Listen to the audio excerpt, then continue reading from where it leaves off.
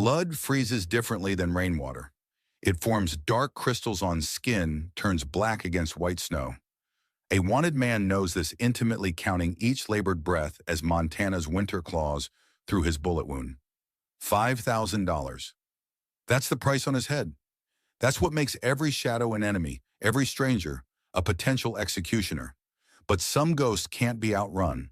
Some debts can never be paid. The silver-haired widow watches from her mansion on the hill empire, built atop secrets that could hang them both.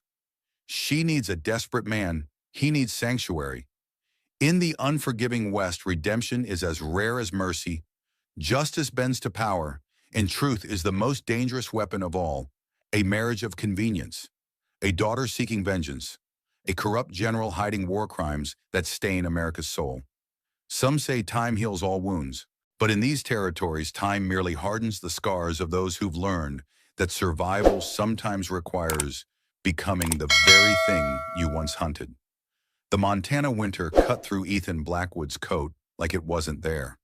Blood from the bullet wound in his side had frozen to a dark crust, no longer flowing, but still stealing his strength with every labored step. 3 days without food, 2 without proper shelter, and 1 bullet left in his Colt. Not enough to face what was coming, but enough to escape it if things got worse. Through the haze of exhaustion, Ethan spotted lights ahead. Silver Ridge, a railroad town that had sprung up from nothing when the Transcontinental pushed through 5 years back. Not his first choice for sanctuary, but a dying man couldn't be choosy. He pulled his hat lower, hiding his face. The $5,000 bounty on his head meant every face was a potential enemy, every pair of eyes a possible witness. Being recognized meant death, either quick from a bounty hunter's bullet or slow at the end of a government rope. The main street stretched before him, surprisingly prosperous for a frontier settlement. 2-story buildings with fresh paint lined the muddy thoroughfare. Well-dressed men hustled between businesses, and the constant whistle and chug of locomotives spoke of commerce and opportunity. This was a town on the rise, which meant law and order would be close behind. Ethan's stomach twisted with hunger as he passed a hotel restaurant, the aroma of roast beef nearly bringing him to his knees. He checked his pocket, $3.17, a broken pocket watch, and a tarnished army medal he couldn't bring himself to sell. Not enough for a proper meal, and certainly not enough for a room. The memories came unbidden, as they always did when he was weak. Thomas Walsh's face contorted in shock as Ethan's bullet struck him. The scientist's wife screaming. Their daughter couldn't have been more than 10, standing frozen in the doorway, eyes wide with incomprehension and terror. The orders had been clear, no witnesses, but Ethan had hesitated, fired wide, and fled. He never knew if the girl survived. A commotion down the street snapped him back to the present. 4 men surrounding an elegant carriage, guns drawn. The driver was already down, clutching a bloody shoulder. "Mrs. Thornhill," one of the men shouted, "step out nice and easy. We just want the payroll box." Ethan pressed himself against a building instinct, telling him to stay clear. This wasn't his fight. He was a dead man walking already. From inside the carriage came a woman's voice, steady and commanding, despite the danger. "You will regret this decision, gentlemen." The lead robber laughed and reached for the carriage door. As he yanked it open, a gunshot rang out. The man staggered back, clutching his arm. Ethan found himself moving without conscious decision. Years of training took over as he drew his Colt and fired his last bullet, dropping a second robber. The remaining 2 whirled, but Ethan was already charging. He tackled one, driving him face first into the mud, while wrenching the man's pistol away. A quick pivot, and he fired twice, hitting the 4th man in the leg. The entire confrontation lasted less than 30 seconds. Wincing from the pain in his side, Ethan approached the carriage. "Ma'am, are you injured?" A silver-haired woman emerged, a small derringer, still gripped in one gloved hand.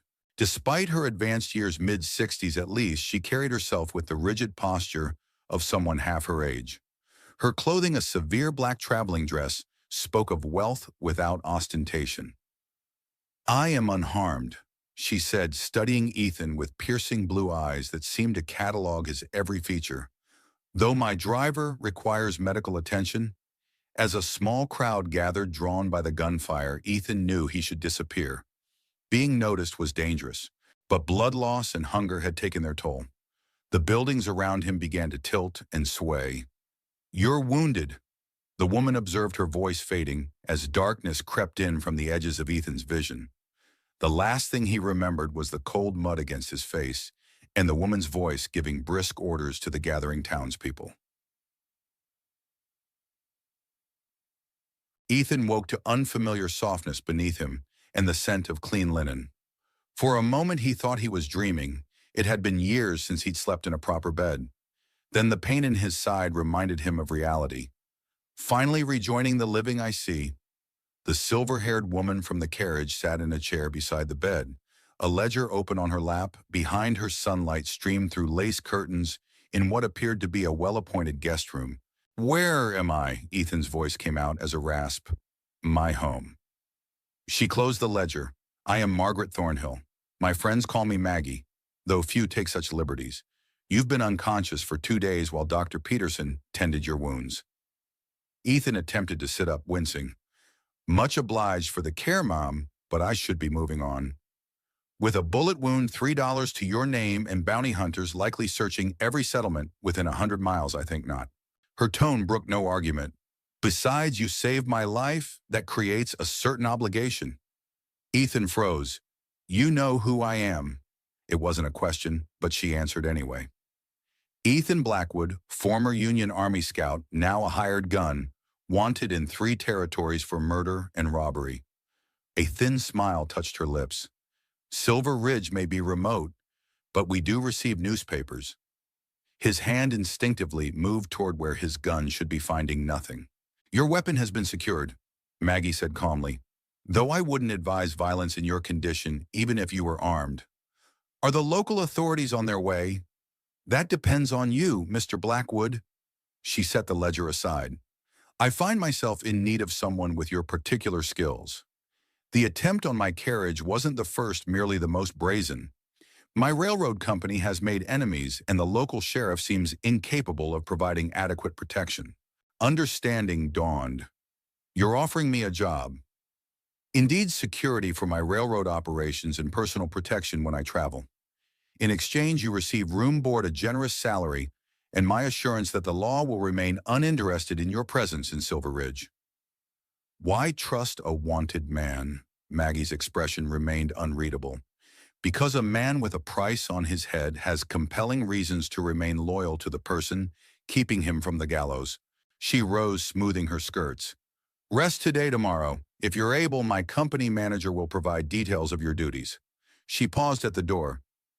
"Do we have an understanding, Mr. Blackwood?"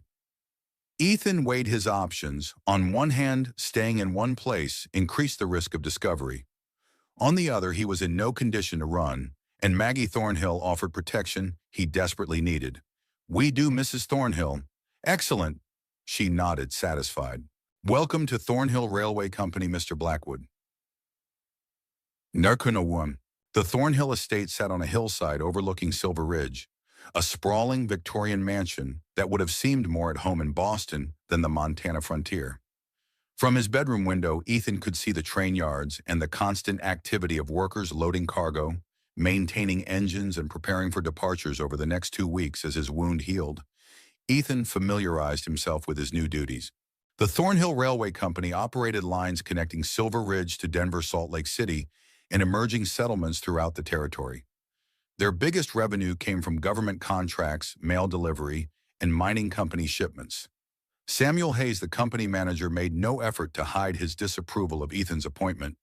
A tall, austere man in his 50s with thinning gray hair and wire-rimmed spectacles, Hayes had been with Maggie for 20 years. "Mrs.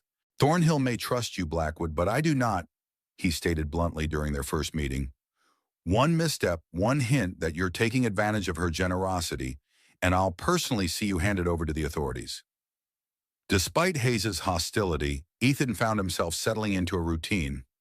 Mornings were spent reviewing security protocols for shipments. Afternoons often involved accompanying Maggie as she inspected operations or attended business meetings in town. The work was straightforward, the pay generous, and the room and board far better than anything he'd experienced since before the war. Maggie herself remained an enigma. Her business acumen was legendary in the territory. She had taken over the railroad after her husband's death 10 years prior and expanded it from a modest local line to a regional powerhouse. The workers respected her. The businessmen of Silver Ridge deferred to her, and even the rough-hewn miners and cattlemen treated her with unusual courtesy. Yet there was something beneath the surface, hints of a woman unlike the respectable widow she presented to the world. Ethan noticed how she studied people, not with the practiced charm of a socialite, but with the calculating assessment of someone looking for weaknesses. Her knowledge of politics and military matters exceeded what one would expect from a railroad magnate. And occasionally, when she thought no one was watching her, posture shifted from rigid propriety to a looser, more dangerous alertness. 3 weeks into his employment, Ethan was awakened after midnight by voices from Maggie's study down the hall.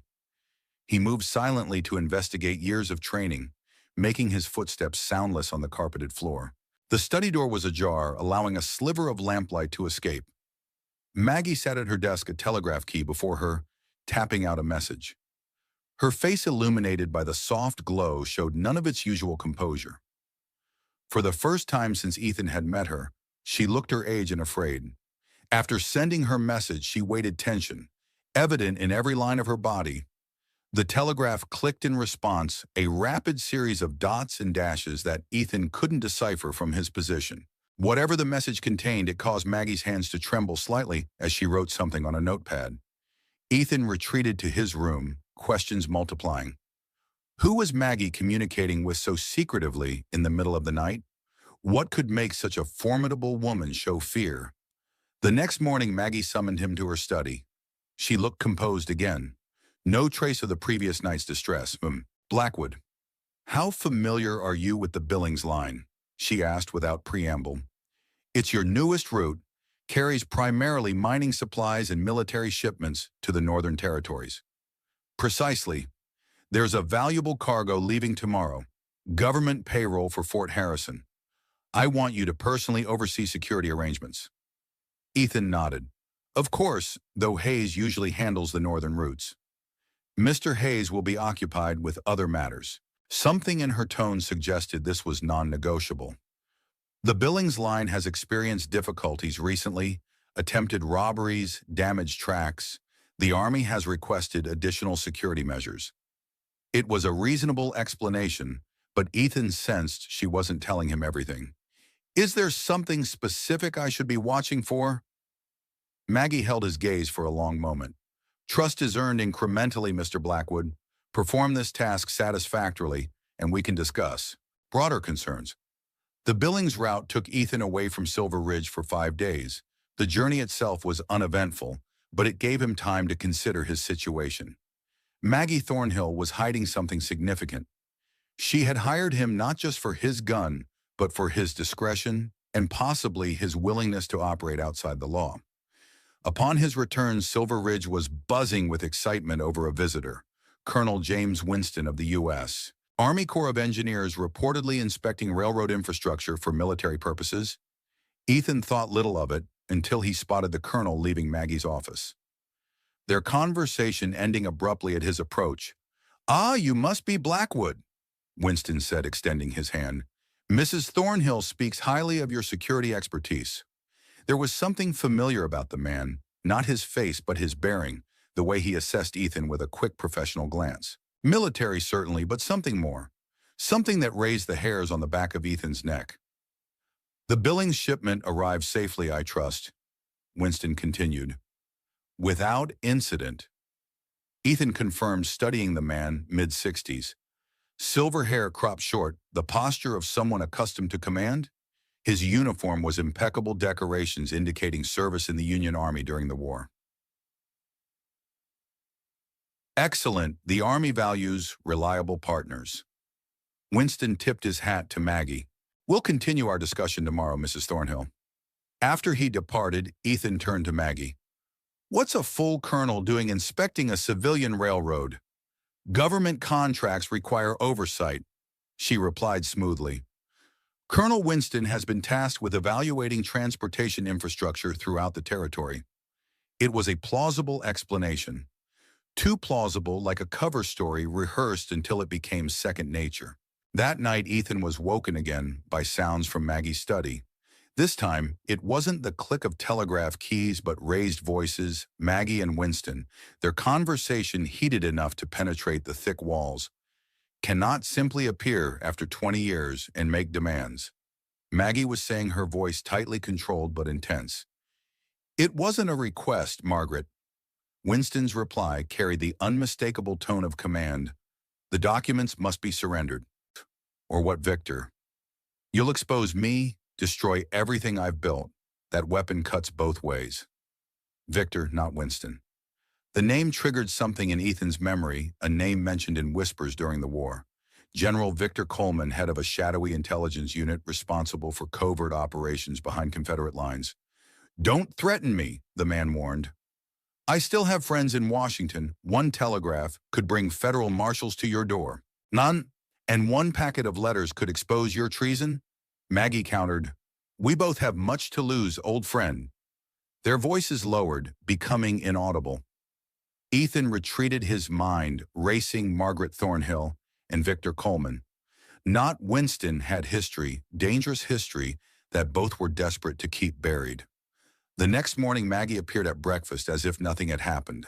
She discussed business matters with Hayes, reviewed the day's shipments, and asked about Ethan's assessment of security along the Billings route. It was only when Hayes left to attend to his duties that her demeanor changed. Walk with me in the garden. Mr. Blackwood, she said, rising from the table. It wasn't a request. Outside frost covered the carefully tended beds, the last roses of the season wilting in the October chill. Maggie led him to a stone bench partially sheltered by a trellis, ensuring they couldn't be observed from the house. You were listening last night, she stated, pulling her shawl tighter against the cold. Ethan saw no point in denial. Yes. And what did you hear? Enough to know Colonel Winston is actually Victor Coleman. Enough to know you're both hiding something that could destroy you. Maggie nodded, unsurprised. I suspected you were more observant than most. She studied him with those penetrating blue eyes. What do you know of Coleman? Union intelligence during the war led a special operations unit targeting Confederate infrastructure and leadership, rumored to employ methods that even the War Department found questionable. A sanitized but accurate summary. Maggie's gaze drifted to the distant mountains. Coleman and I have history, Mr. Blackwood. Dangerous history that he now threatens to expose unless I surrender certain documents in my possession. What kind of documents? Evidence of actions taken during the war that would see him hanged for treason if revealed? Her voice hardened. Victor betrayed his country and his men for personal gain. I have proof that could destroy him. And he has proof that could destroy you, Ethan concluded. Indeed. A mutually assured destruction that has kept us in a delicate balance for 2 decades. She turned back to him. Until now. What's changed? Victor is being considered for a cabinet position in the next administration. My evidence would end that ambition. He's become desperate. Ethan processed this information. Why tell me? Because I require additional protection? Maggie's expression was calculating. Coleman has resources, men who operate outside the law, men, not unlike yourself in certain respects. You have Hayes, the company security, insufficient against what's coming. She straightened. Decision made. I have a proposition, Mr. Blackwood, one that goes beyond our current arrangement. I'm listening. Marry me. The words hung in the frosty air between them, so unexpected that Ethan was certain he'd misheard. Excuse me, marriage. A legal union that would make it considerably more difficult for authorities to separate you from my protection? Maggie's tone was businesslike, as if discussing a freight contract. It would also signal to Coleman that I am not without resources of my own. Mrs. Thornhill, you're 65 years old. 67, actually. Her lips curved in a cold smile. This would not be a marriage in the traditional sense. You would continue your duties with the company. You would have separate quarters in my home. In return, you would accompany me to social functions, assist with sensitive business matters, and provide an additional layer of security. Ethan studied her, trying to discern if this was some elaborate test. Why not hire more guards? Why something so personal? Because guards can be bribed, Employment terminated. A husband has legal rights that cannot be easily circumvented. Maggie's gaze was steady. And because Coleman knows my history, he would expect conventional security measures and plan accordingly. This he would not anticipate. It was coldly logical. Ethan had to admit a strategic marriage was hardly uncommon in the territories where widows often remarried for protection and financial security. Still, he hesitated. Why me? There must be men in Silver Ridge who would jump at the chance to marry Thornhill Railway. 2 reasons. First, your skills are uniquely suited to the dangers ahead. Second, your legal status means you cannot betray me without condemning yourself. She rose from the bench. Consider my offer, Mr. Blackwood. It is not one I make lightly, nor one I will extend again. As she walked back toward the house, posture rigid against the cold, Ethan weighed his options. Marriage to Maggie Thornhill meant deeper entanglement in whatever dangerous game she played with Coleman. Yet it also offered protection more substantial than any he'd had since becoming a wanted man. By the time he reached the porch, his decision was made. Survival had always been his primary concern, and Margaret Thornhill was offering more than just survival. She was offering legitimacy, purpose, and the chance to build something resembling a normal life. What Ethan couldn't know as he followed her into the warmth of the house was that Victor Coleman harbored secrets far darker than political ambition, secrets that would soon drag them both into a reckoning decades in the making. The ceremony took place 3 days later in Maggie's parlor.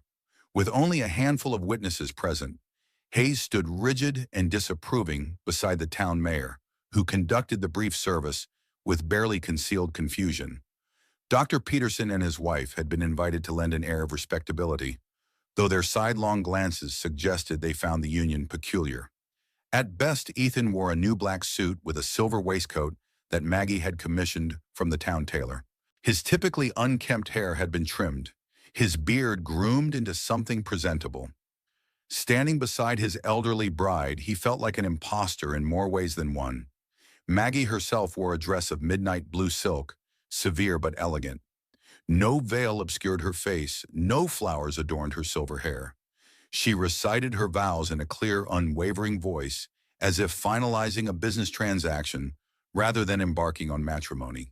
When the mayor pronounced them husband and wife, there was a moment of awkward silence before Dr. Peterson's wife stepped forward to offer stilted congratulations. No one suggested that the groom should kiss his bride, for which Ethan was profoundly grateful. The small reception that followed was equally subdued. Maggie circulated among her guests with practiced ease, while Ethan remained near the refreshment table, nursing a glass of whiskey and wondering what he had gotten himself into. "You look like a man attending his own funeral," Hayes observed, approaching with undisguised hostility. "Just unaccustomed to such formality," Ethan offered with a tight smile. "Let me be perfectly clear. Blackwood," Hayes said, lowering his voice, "I don't know what game you're playing, but if you harm her in any way, if you steal so much as a penny of what she's built, I'll make sure you regret it." "I have no intention of harming Mrs. Thornhill," Ethan replied evenly. "Our arrangement is mutually beneficial." Hayes's eyes narrowed. "Arrangement, is that what you call it? She may be blinded by whatever charm you think you possess, but the rest of us aren't so easily fooled." Before Ethan could respond, Maggie appeared at his side, one hand resting lightly on his arm. "Samuel, I believe Dr. Peterson was inquiring about the quarterly accounts. Would you be so kind as to address his concerns?" Hayes hesitated, clearly reluctant to leave them alone, but eventually bowed his head in acquiescence. "Of course, Mrs. Thornhill, or should I say Mrs. Blackwood." "Thornhill will suffice for business matters," Maggie replied with a finality that ended the conversation. As Hayes retreated, she turned to Ethan. "You mustn't mind Samuel. He's been with the company since Jonathan's time and feels somewhat proprietary. Poor. He cares for you," Ethan observed. "He cares for the company," she corrected. "As do I, speaking of which I expect you to continue your duties tomorrow. The Fort Laramie shipment cannot be delayed." Ethan nodded, somewhat relieved that their unusual marriage wouldn't immediately disrupt the routine he had established. "What about living arrangements?" My housekeeper, Mrs. Mitchell, has prepared the East Wing guest room for your use. You'll find your belongings have already been moved there. Maggie surveyed the dwindling gathering with a critical eye. I believe we've satisfied social conventions sufficiently. We may conclude this event within the hour. True to her word, Maggie dismissed their guests promptly at 4 o'clock.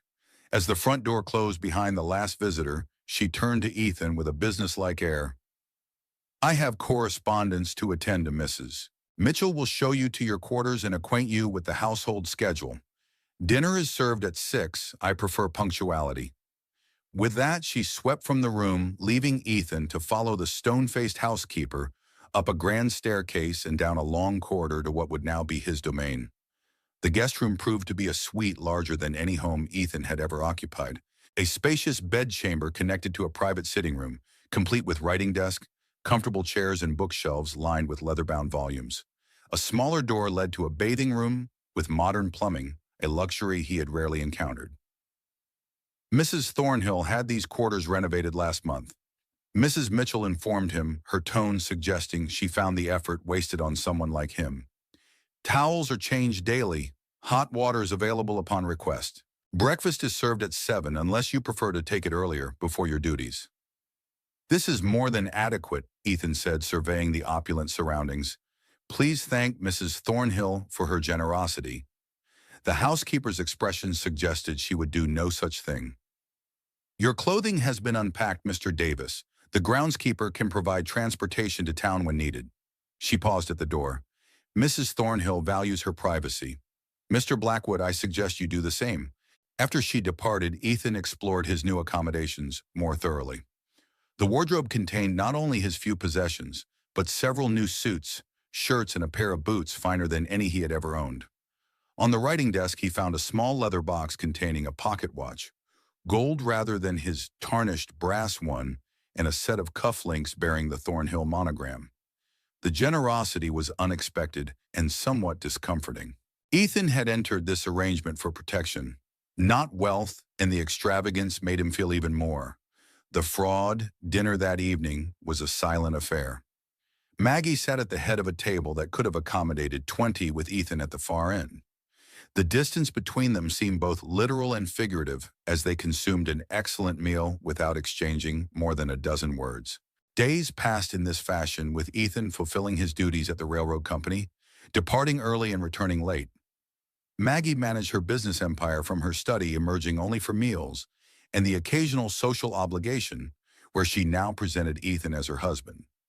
The town's reaction to their marriage ranged from scandalized whispers to outright speculation about Ethan's motives.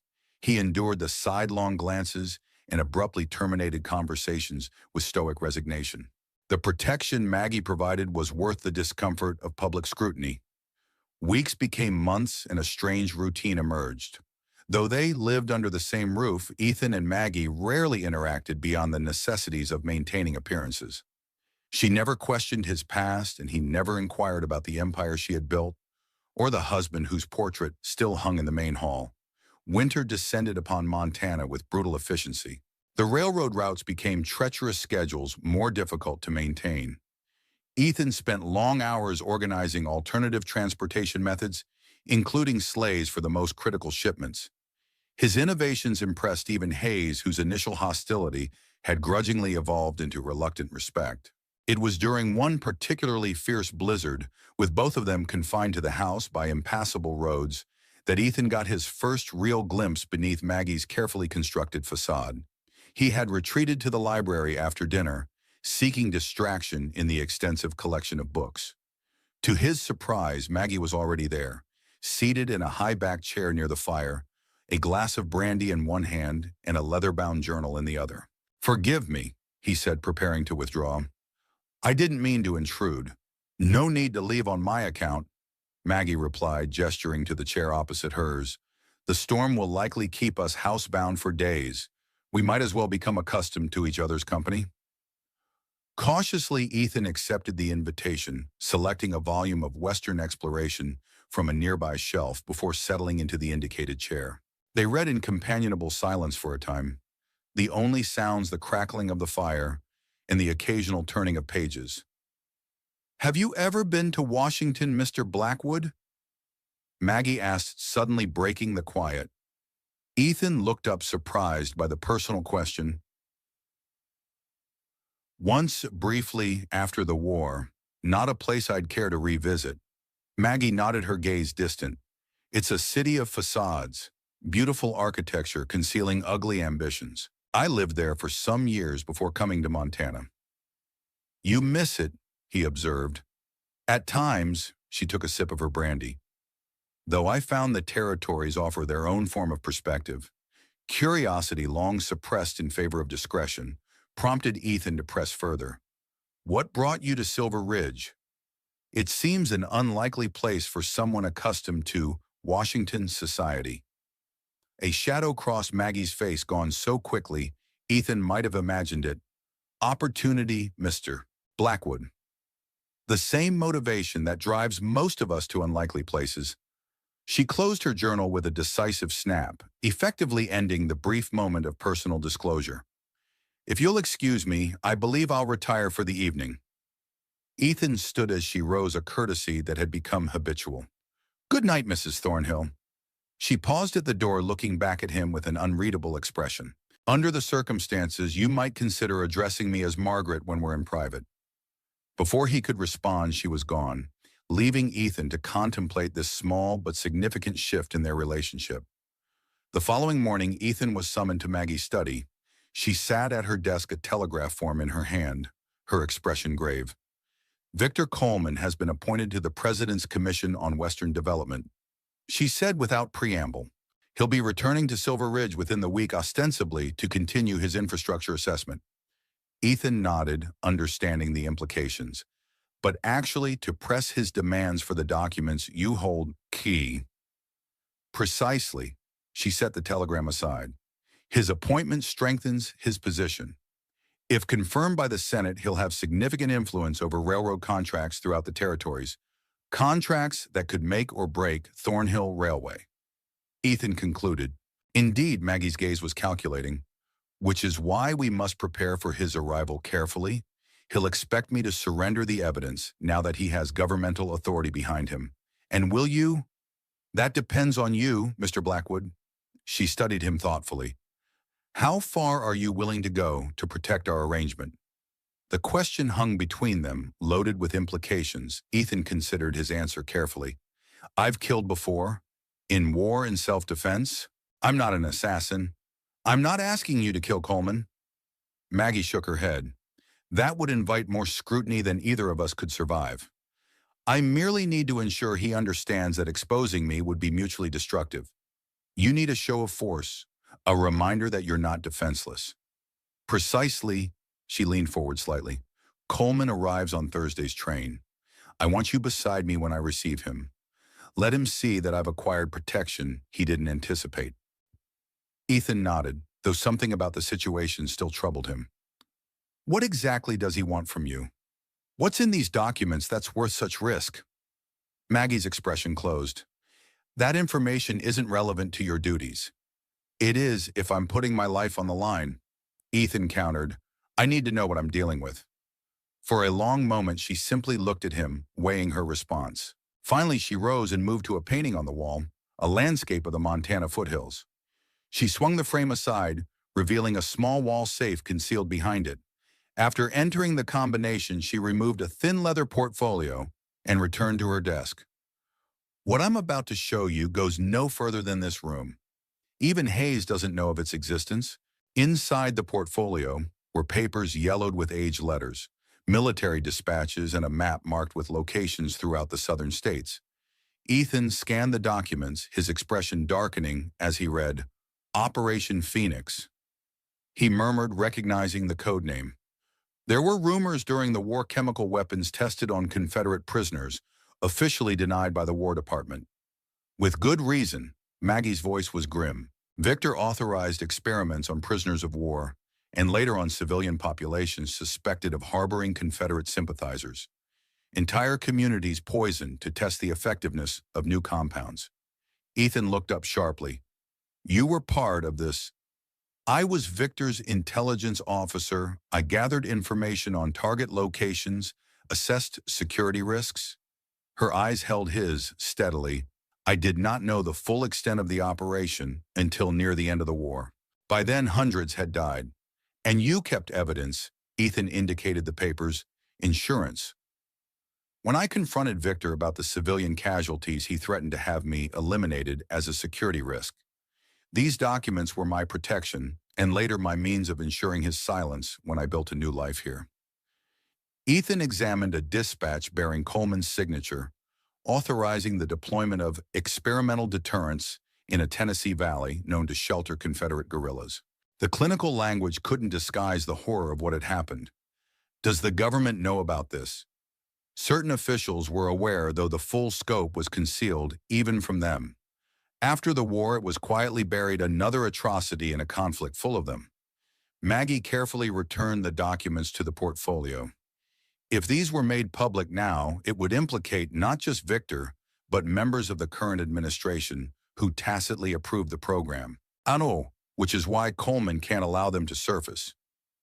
Ethan understood now the magnitude of the threat and why Maggie had gone to such lengths to protect herself. What's your plan when he arrives? A calculated show of strength. He needs to understand that any move against me will result in these documents being released to every major newspaper in the country. She locked the portfolio back in the safe. Your presence will underscore that I'm no longer the vulnerable woman he once knew. As Ethan departed the study, the weight of what he'd learned settled heavily on his shoulders. He had married into a decades-old conspiracy involving war crimes, government cover-ups, and the highest levels of power. Whatever fragile security he had built in Silver Ridge now seemed dangerously compromised. Yet beneath his concern lay a growing respect for Margaret Thornhill. She had survived in a world designed to break her, using whatever tools were available. That her methods had been ruthless seemed almost incidental to the broader pattern of a life determined to forge its own path. Thursday arrived with clear skies and bitter cold. Ethan dressed with particular care, selecting a suit that allowed easy access to the Colt revolver holstered at his side. He met Maggie in the foyer, noting that she too had chosen her appearance strategically, a severe black dress with a high collar that emphasized her rigid posture and unwavering authority. Remember, she said as their carriage approached the station, Coleman must see you as more than a mere employee or convenient husband. You are my insurance against his ambitions. The Silver Ridge station bustled with activity as the Denver train pulled in, belching steam that froze instantly in the winter air. Among the disembarking passengers, Colonel Victor Coleman cut an imposing figure in his Army uniform adorned with medals from the war. Up close, Ethan could see the man was older than he had appeared during their brief previous encounter, late 60s at least, with deep lines etched around cold gray eyes. Those eyes narrowed slightly when they fell on Ethan, standing protectively beside Maggie. Margaret Coleman greeted, removing his hat. A pleasure to see you again. And Mr. Blackwood, isn't it, I understand? Congratulations are in order.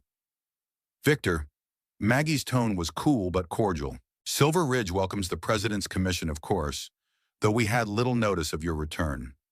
Coleman smiled, the expression not reaching his eyes. Official business often moves with unexpected haste.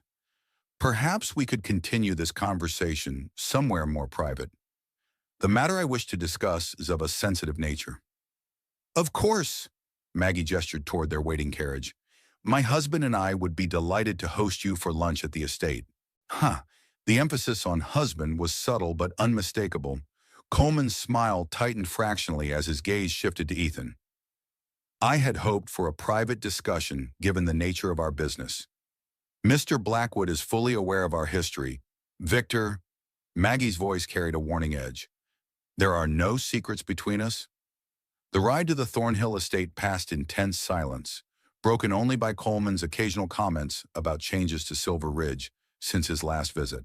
Ethan observed the man carefully, noting his perfect posture, the way his hand occasionally strayed toward his coat as if checking for a concealed weapon, the calculating assessment in his gaze as he studied both Ethan and Maggie.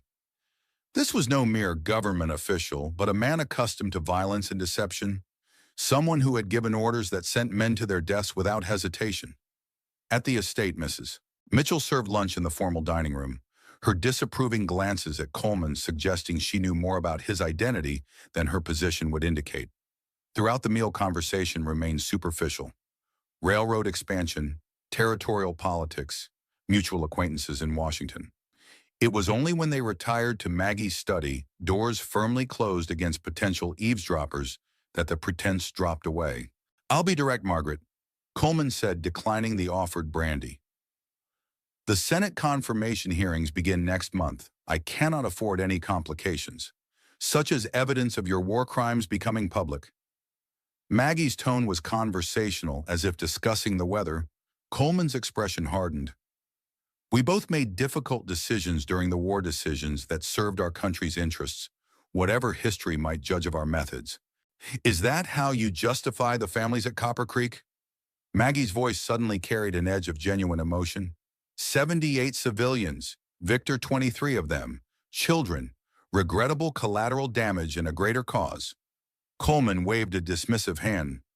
"But ancient history now, I'm more concerned with our present situation, which is, I need the documents, Margaret, all of them. My position on the commission will allow me to direct significant government contracts toward Thornhill Railway. Your company could double in size within 5 years. His tone softened, becoming almost conciliatory. "We were partners once. We could be again in a different arena." Maggie glanced at Ethan, then back to Coleman. "And if I refuse, then I'll be forced to take more direct action?" All pretense of friendliness vanished from Coleman's face. "Your marriage to a wanted murderer, for instance, would make fascinating reading in the Washington papers. Or perhaps federal auditors might discover irregularities in your government contracts. Threats, Victor. How predictable." Maggie's composure didn't waver. "You seem to have forgotten our mutual assurance arrangement. Any move against me triggers the immediate release of those documents." Coleman smiled thinly. "To whom your loyal manager, your new husband." His gaze shifted to Ethan. A man with his own secrets, his own vulnerabilities. "Did she tell you everything, Blackwood, about her role in Operation Phoenix, about Thomas Walsh?" The name hit Ethan like a physical blow.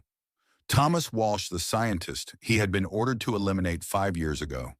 The man whose family he had destroyed. "That's enough, Victor," Maggie interjected sharply, but the damage was done. "What about Walsh?" Ethan demanded, his voice dangerously quiet. Coleman's smile widened, satisfaction evident as he recognized he had struck a nerve. "Ha ha, she didn't tell you. How interesting." He leaned back in his chair. "Thomas Walsh was developing an antidote to the compounds used in Operation Phoenix. His research threatened to expose the entire program and those who had authorized it."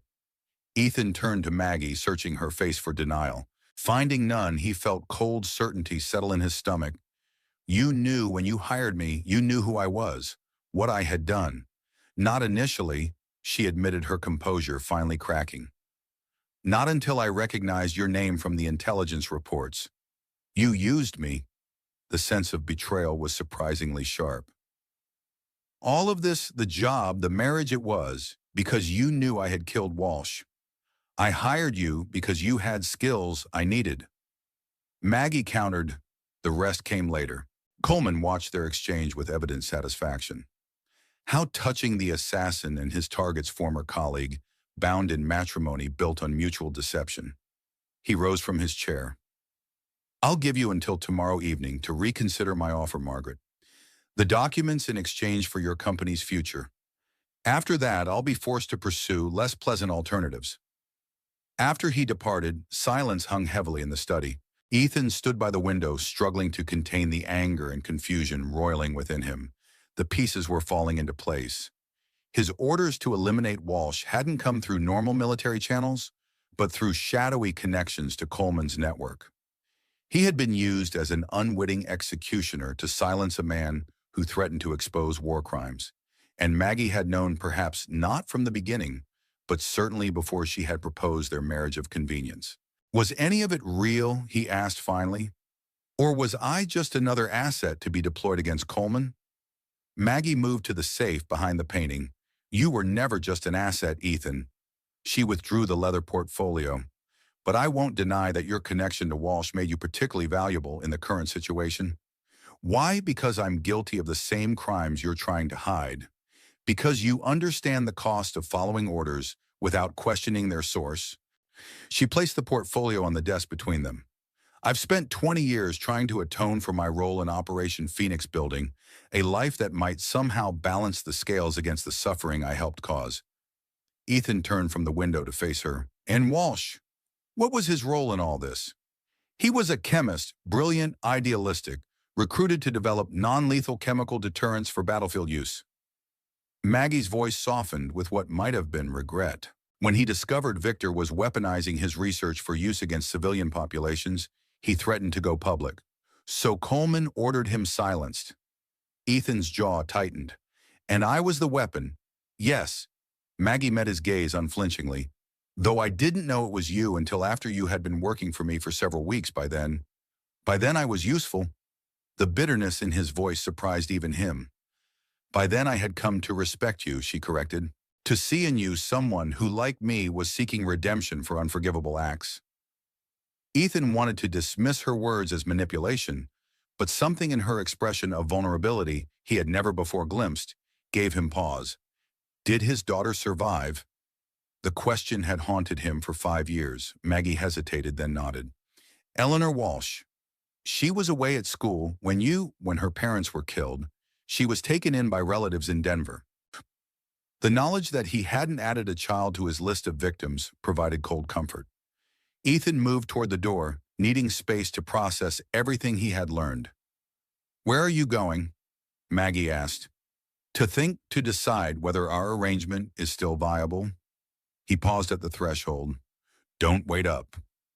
The bitter cold hit him like a physical blow as he stepped outside, but Ethan welcomed it. The shock of winter air cleared his head as he walked toward town, his thoughts churning. He had been a pawn in a game between Coleman and Maggie, manipulated by both for their own purposes. The sense of betrayal cut deep, more so because he had begun to believe in the life they had constructed together. Silver Ridge was quiet in the gathering dust, shops closing for the day, saloons beginning to fill with workers seeking warmth and companionship. Ethan found himself outside the railway hotel where Coleman was staying. For a moment he considered confronting the man, demanding the full truth about Walsh and Operation Phoenix. Instead, he turned toward the small schoolhouse at the edge of town. Lights still burned in the windows despite the late hour. As he approached, the door opened, and a young woman emerged, wrapping a shawl tightly around her shoulders. She was perhaps 25, with auburn hair partially concealed by a sensible bonnet. Something about her face, the determined set of her jaw, the intelligence in her eyes struck a chord of familiarity that Ethan couldn't immediately place. Good evening, she greeted, her voice carrying the refined accent of Eastern education. Can I help you? Just passing by, Ethan replied, tipping his hat. You're working late. Miss Miller, Eleanor Miller. She smiled politely. I'm the new teacher, just preparing lessons for tomorrow. The name sent a jolt through Ethan. Eleanor, not Walsh, but Miller, a changed surname to hide her identity. The timing of her arrival in Silver Ridge so soon after his own marriage to Maggie suddenly seemed less like coincidence and more like calculation. You're Mr. Blackwood, aren't you? She continued, studying him with undisguised curiosity. Mrs. Thornhill's husband. The whole town's been talking about your marriage. Yes. Ethan forced his voice to remain steady. Welcome to Silver Ridge, Miss Miller. I hope the town is treating you well. It's certainly different from Denver. She glanced at the darkening sky. I should be getting back to my lodgings before it gets too cold. Good evening, Mr. Blackwood. As she walked away, Ethan stood frozen pieces clicking into place. Eleanor Walsh from Denver, daughter of Thomas Walsh, now in Silver Ridge. Under an assumed name, too many connections to be coincidental. She had come for a reason, and Ethan suspected it had everything to do with the past crimes that now threatened to engulf them all. The following morning, Ethan returned to the Thornhill estate, his decision made. Whatever Maggie's motivations had been in bringing him into her life, they were now irreversibly entangled in a dangerous game with Coleman. Walking away would solve nothing and might cost both of them everything. He found Maggie in the library, surrounded by documents related to railroad operations. She looked up as he entered, her expression guarded. You came back. We have unfinished business. Ethan closed the door behind him. Eleanor Walsh is in Silver Ridge. She's using the name Miller and working as a schoolteacher. Maggie's composure slipped momentarily, genuine shock crossing her features. You're certain? I met her last night. The right age recently arrived from Denver, and something about her face. He shook his head. It's her, too many coincidences, otherwise. This complicates matters. Maggie set aside her papers, mind already calculating this new variable. If she's here, it can't be by chance. Either Coleman brought her as additional leverage, or she has her own agenda. Revenge would be a natural motive. Ethan pointed out, I killed her parents. Hunting under orders you believe came from legitimate authorities. Maggie's defense of him was unexpected. The responsibility lies with Coleman, not you. Try telling her that Ethan moved to the window, gazing out at the frost-covered garden. What's our next move with Coleman? Maggie studied him, perhaps surprised by his continued use of our. He expects my answer by this evening. If I refuse to surrender the documents, he'll escalate, perhaps by revealing your identity to the authorities or by more direct methods. And if you agree, then he destroys the only leverage I have against him, and there's no guarantee he'll keep his word about the railroad contracts. She shook her head. Either way, I lose. Ethan turned from the window. Unless we change the game. Make him believe you're complying while actually setting a trap. What kind of trap? One that forces him to reveal his own crimes publicly. Ethan's mind was working through possibilities. The documents alone might not be enough. They're decades old, could be dismissed as forgeries. But if Coleman could be maneuvered into admitting his role in Operation Phoenix, a confession, Maggie caught his meaning, witnessed by credible third parties. Exactly. Ethan leaned against the desk. Coleman is cautious but also arrogant. If he believes he's winning, he might let his guard down enough to incriminate himself. Maggie considered the proposal. It's risky. Coleman isn't easily manipulated. No. Ethan agreed, but he has a weakness, his ambition. The Senate confirmation hearing is everything to him. If he thinks that's threatened, he might act rashly. Perhaps Maggie's expression became thoughtful. We would need to coordinate carefully, and we would need allies, people Coleman doesn't suspect, but who could serve as witnesses. Hayes. No, Samuel is loyal, but his reaction to learning about Operation Phoenix would be unpredictable. She rose, pacing the room as she thought, we need someone with authority, someone whose testimony would be unimpeachable. Judge Morton. Ethan suggested, he's respected throughout the territory and he served in the war. Yes, and he owes me a favor. Maggie nodded, decision made. I'll arrange a meeting. In the meantime, we need to understand why Eleanor Walsh is here and what she knows. I'll approach her carefully. Be cautious, Ethan. If she knows your role in her parents' deaths. The warning hung in the air between them, unnecessary, but acknowledged. Ethan had no illusions about the danger. If Eleanor Walsh had come to Silver Ridge seeking vengeance, he was likely her primary target. The schoolhouse stood at the edge of town, a simple wooden structure with a small bell tower. Classes had just ended for the day when Ethan arrived. Children streaming out into the winter afternoon, their breath forming clouds in the cold air. He waited until the last student had departed before approaching the open door. Eleanor Miller Walsh sat at her desk marking papers. She looked up at his entrance, surprise giving way to a polite smile. Mr. Blackwood, this is unexpected. Pada, Miss Miller. Ethan removed his hat. I hope I'm not interrupting. Not at all. I was just finishing. She set down her pen. What brings Silver Ridge's newest celebrity to our humble schoolhouse? There was something in her tone, a subtle undercurrent of, not hostility exactly, but something close.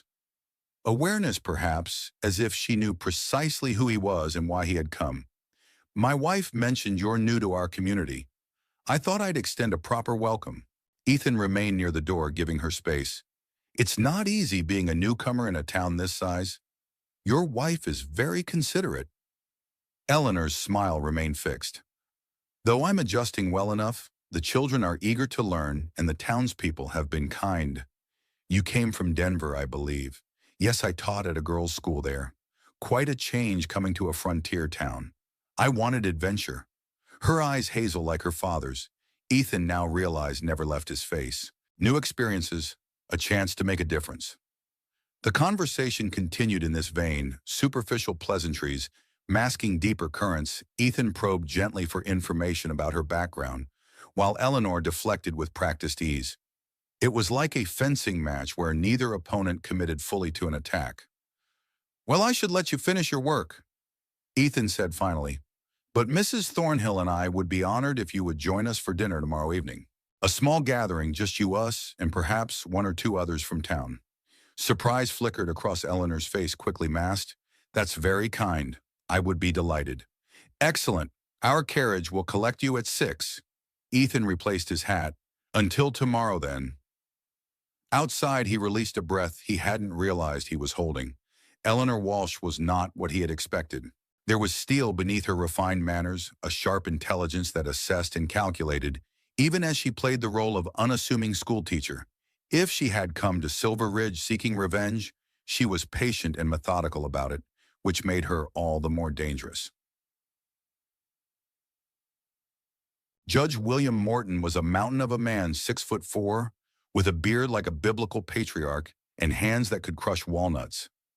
He had served as a Union cavalry officer during the war before being appointed to the territorial bench, where his reputation for harsh but fair judgments had earned him respect from settlers and native tribes alike. "This is a serious accusation, Margaret," he rumbled, studying the Operation Phoenix documents spread across Maggie's desk. "War crimes authorized by a man now nominated to the President's Commission?" "It's more than an accusation, William. It's documented fact." Maggie indicated the papers bearing Coleman's signature. "Hundreds of civilians died because of these orders." The judge frowned, reading through a dispatch detailing the deployment of chemical agents in a Tennessee valley. "Why bring this to me now? These events occurred nearly 20 years ago. Because Coleman is in Silver Ridge demanding I surrender these documents in exchange for favorable railroad contracts." Maggie's voice was steady. "He has threatened to destroy everything I've built if I refuse." Morton studied her over his half-moon spectacles. "And your own involvement in these operations, these reports bear your name as well." "I gathered intelligence on target locations," she admitted. "I did not know the nature of the weapons being deployed until it was too late to stop it." The judge grunted, neither accepting nor rejecting her claim. "What exactly do you want from me, Margaret?" "Your presence at a meeting with Coleman tomorrow evening, as a witness to whatever he might reveal under pressure." "You're asking me to entrap a presidential appointee?" Morton's bushy eyebrows drew together. "That's a dangerous game even for you. I'm asking you to help expose a war criminal before he reaches a position where he can bury his crimes permanently." Maggie leaned forward. "You fought honorably in the war. William, you lost men in battle.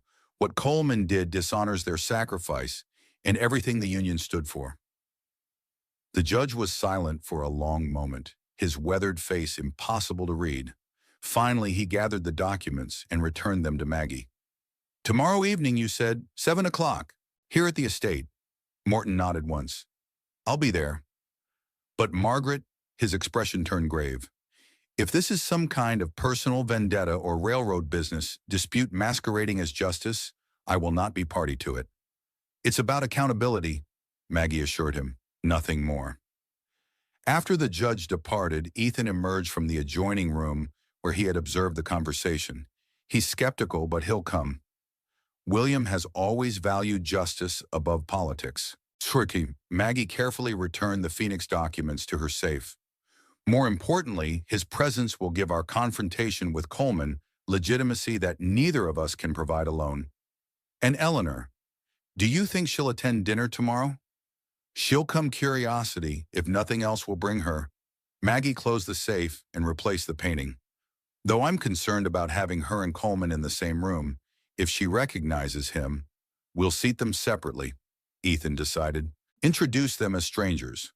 Coleman might not connect Eleanor Miller to Thomas Walsh immediately." Perhaps Maggie didn't sound convinced. "There's something else we need to discuss. Coleman's threat to expose your identity to the authorities. Let him, Ethan shrugged. If our plan works, his credibility will be destroyed.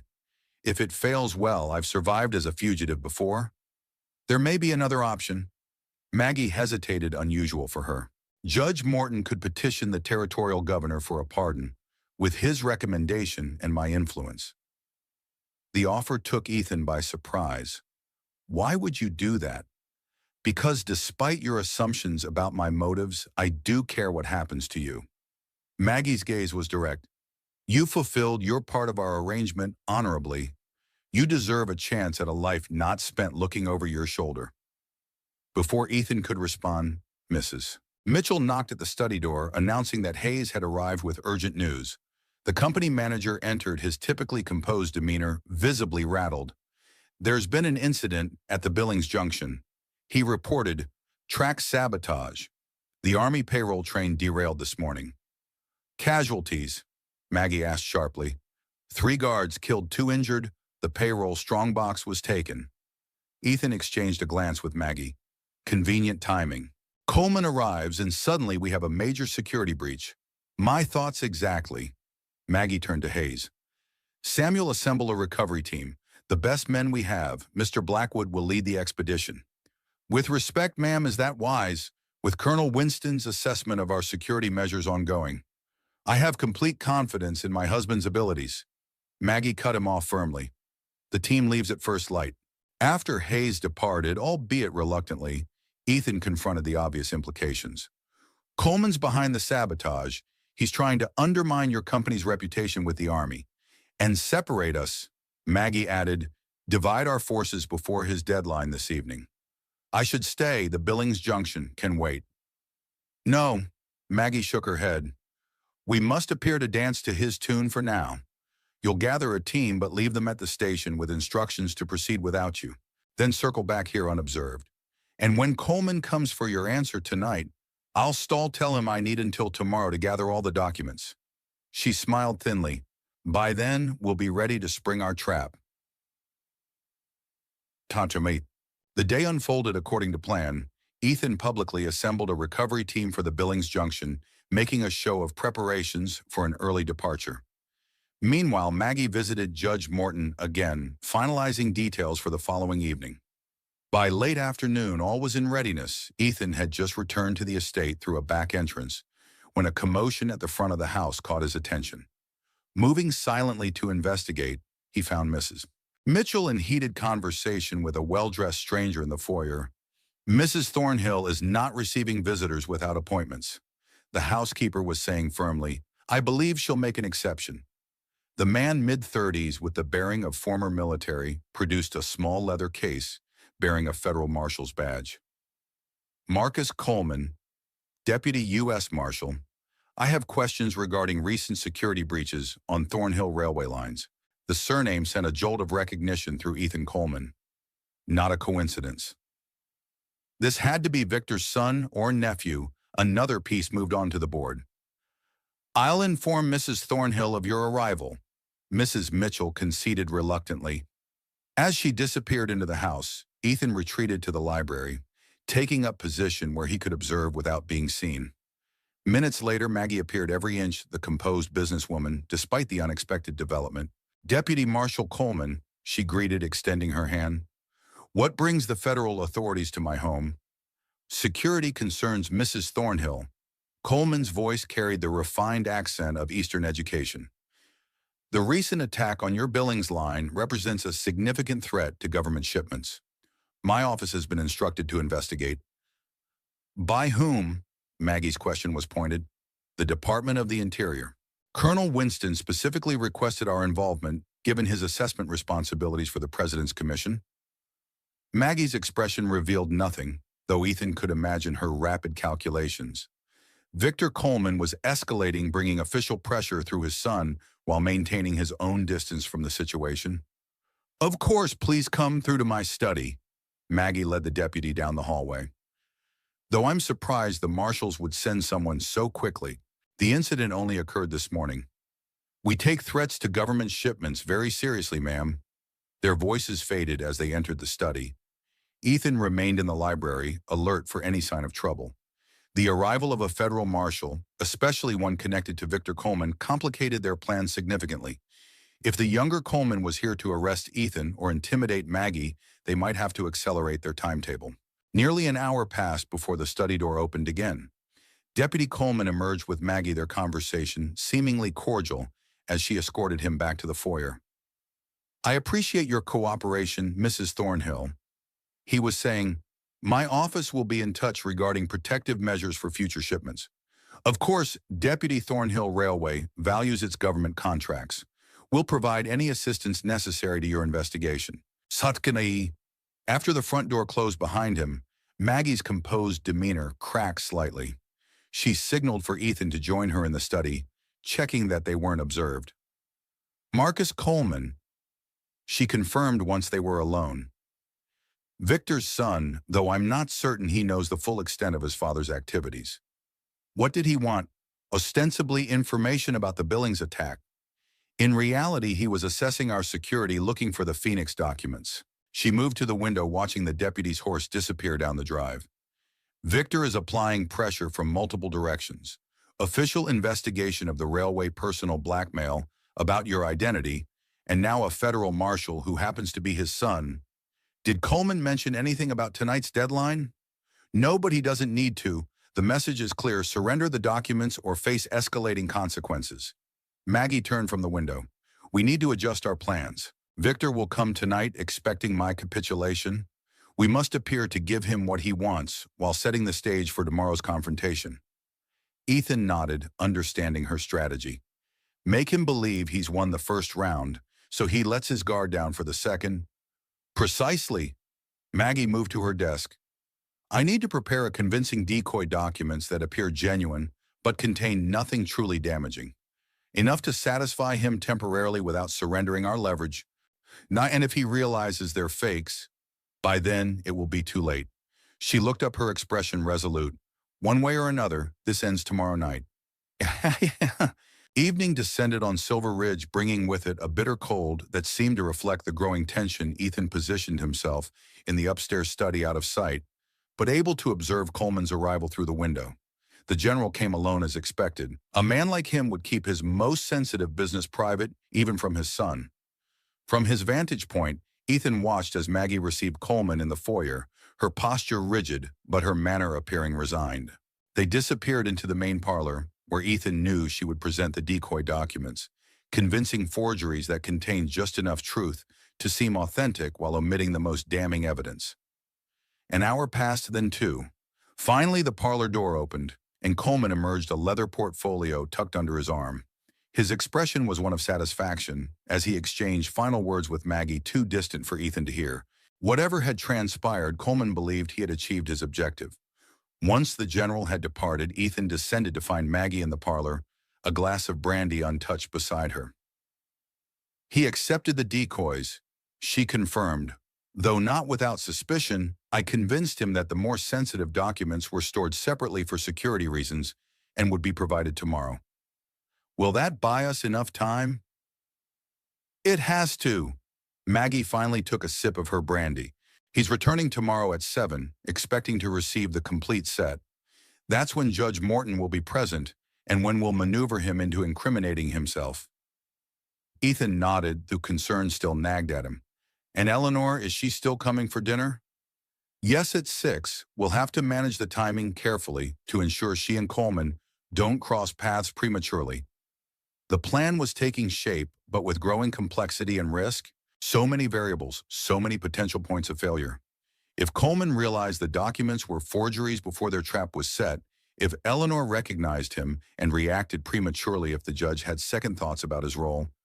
Get some rest, Maggie advised, perhaps sensing his concerns. Tomorrow will test us both. Eleanor Walsh arrived precisely at 6 the following evening, her simple blue dress and modest jewelry presenting the image of a respectable schoolteacher.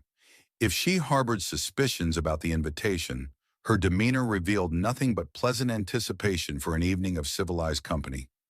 "Mrs. Thornhill, thank you for your hospitality," she said as Mrs. Mitchell took her coat.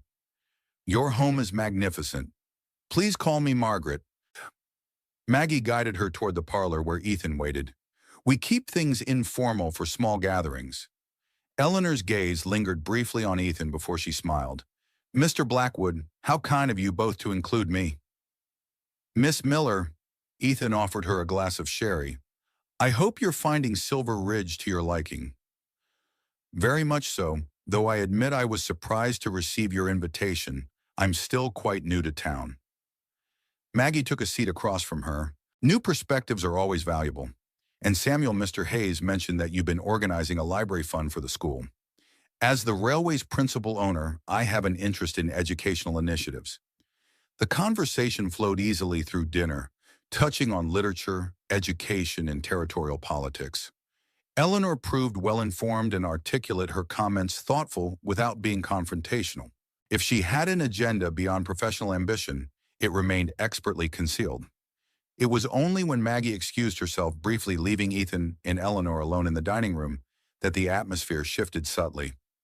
You and Mrs. Thornhill seem well matched, Eleanor observed, swirling the wine in her glass.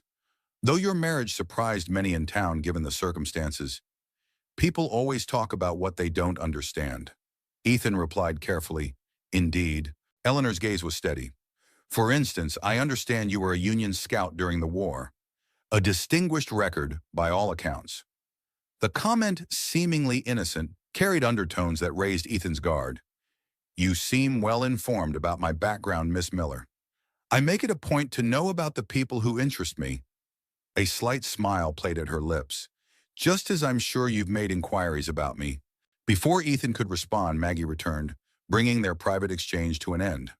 The rest of the meal passed without incident, though Ethan remained acutely aware of Eleanor's occasional study glances in his direction. At precisely 7:15, Maggie announced that Judge Morton would be joining them shortly for coffee. He's an old friend, and when he heard we had company, he expressed interest in meeting Silver Ridge's new teacher. Eleanor accepted this explanation with a polite nod, though Ethan noted a flicker of something calculation, perhaps, in her eyes. If she suspected the orchestrated nature of the evening, she gave no sign of it. Judge Morton arrived at 7, exactly his imposing figure, filling the doorway as Mrs. Mitchell announced him. Barely a minute later, the housekeeper returned to inform Maggie that Colonel Winston had arrived unexpectedly and asked to speak with her on urgent business. How inconvenient, Maggie said, the perfect picture of a hostess disturbed by an untimely visitor. Please show him to the study. Mrs. Mitchell, I'll join him momentarily. She turned to her guests. Please excuse me. The Colonel's business with the railway often can't wait. Judge, perhaps you'd entertain Miss Miller with tales of the territorial court. As Maggie departed, Ethan caught her subtle nod, everything proceeding according to plan. Coleman had arrived as expected, and now all the players were in position. Morton engaged Eleanor in conversation, his booming voice and expansive gestures providing cover, as Ethan slipped from the room following Maggie to the study where Coleman awaited. They had rehearsed this part carefully. Maggie would enter alone, appearing to comply with Coleman's demands while maneuvering him toward admissions about Operation Phoenix. Ethan and the judge would then enter at the critical moment, catching Coleman in self-incrimination. Before witnesses, Ethan positioned himself outside the study door. Listening to the exchange within, Maggie's voice was calm, almost conciliatory as she greeted Coleman. The general's responses were brief, impatient. You have the remaining documents, he demanded. Of course, Victor. Though I'm curious, did you examine the ones I provided yesterday? They seemed to satisfy you at the time. Couchardin adequately, though your selective editing was noted. Merely security precautions. The most sensitive materials required special handling. There was the sound of papers being moved, a leather case being opened. These are the originals, all of them. Everything from Operation Phoenix, yes. Maggie's voice remained steady.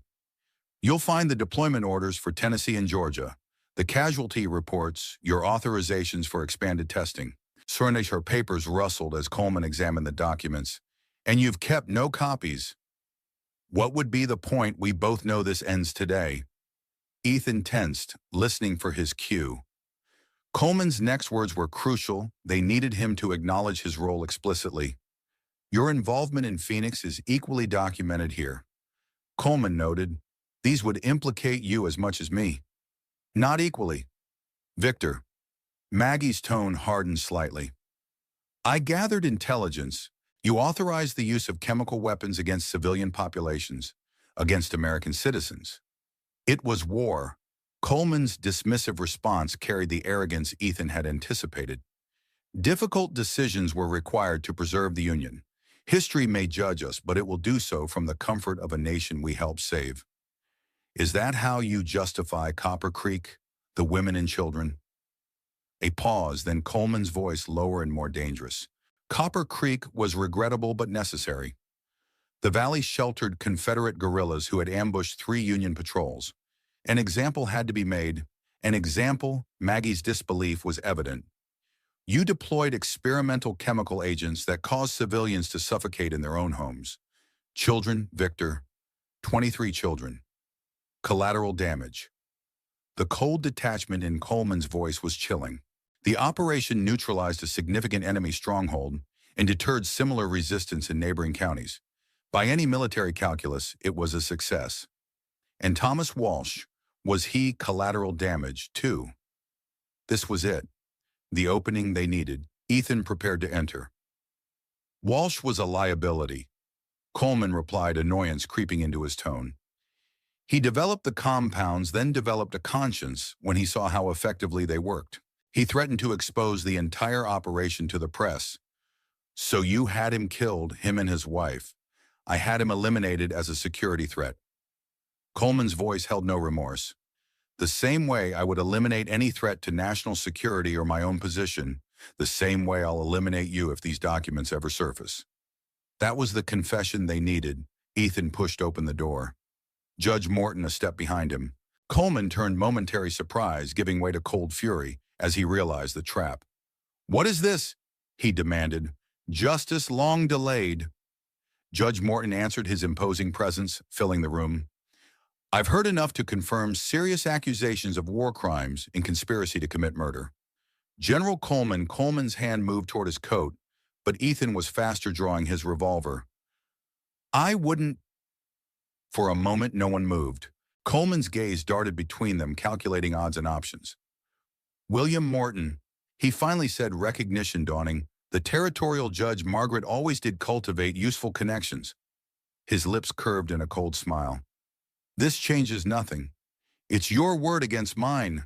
A disgraced judge in a backwater territory, a woman with her own documented war crimes, and a wanted murderer. Not just our word, Maggie countered. The documents speak for themselves. And there's a witness you haven't accounted for.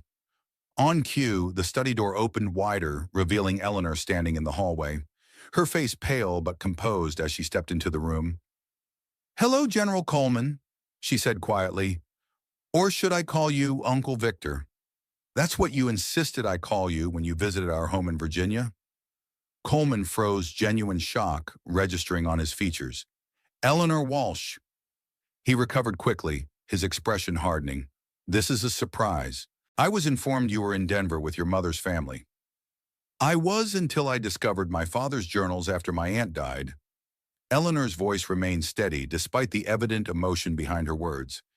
He documented everything, General, your orders to develop the chemical compounds. Your threats when he objected to their use at Copper Creek. His plans to expose you. Thomas always was meticulous in his record-keeping.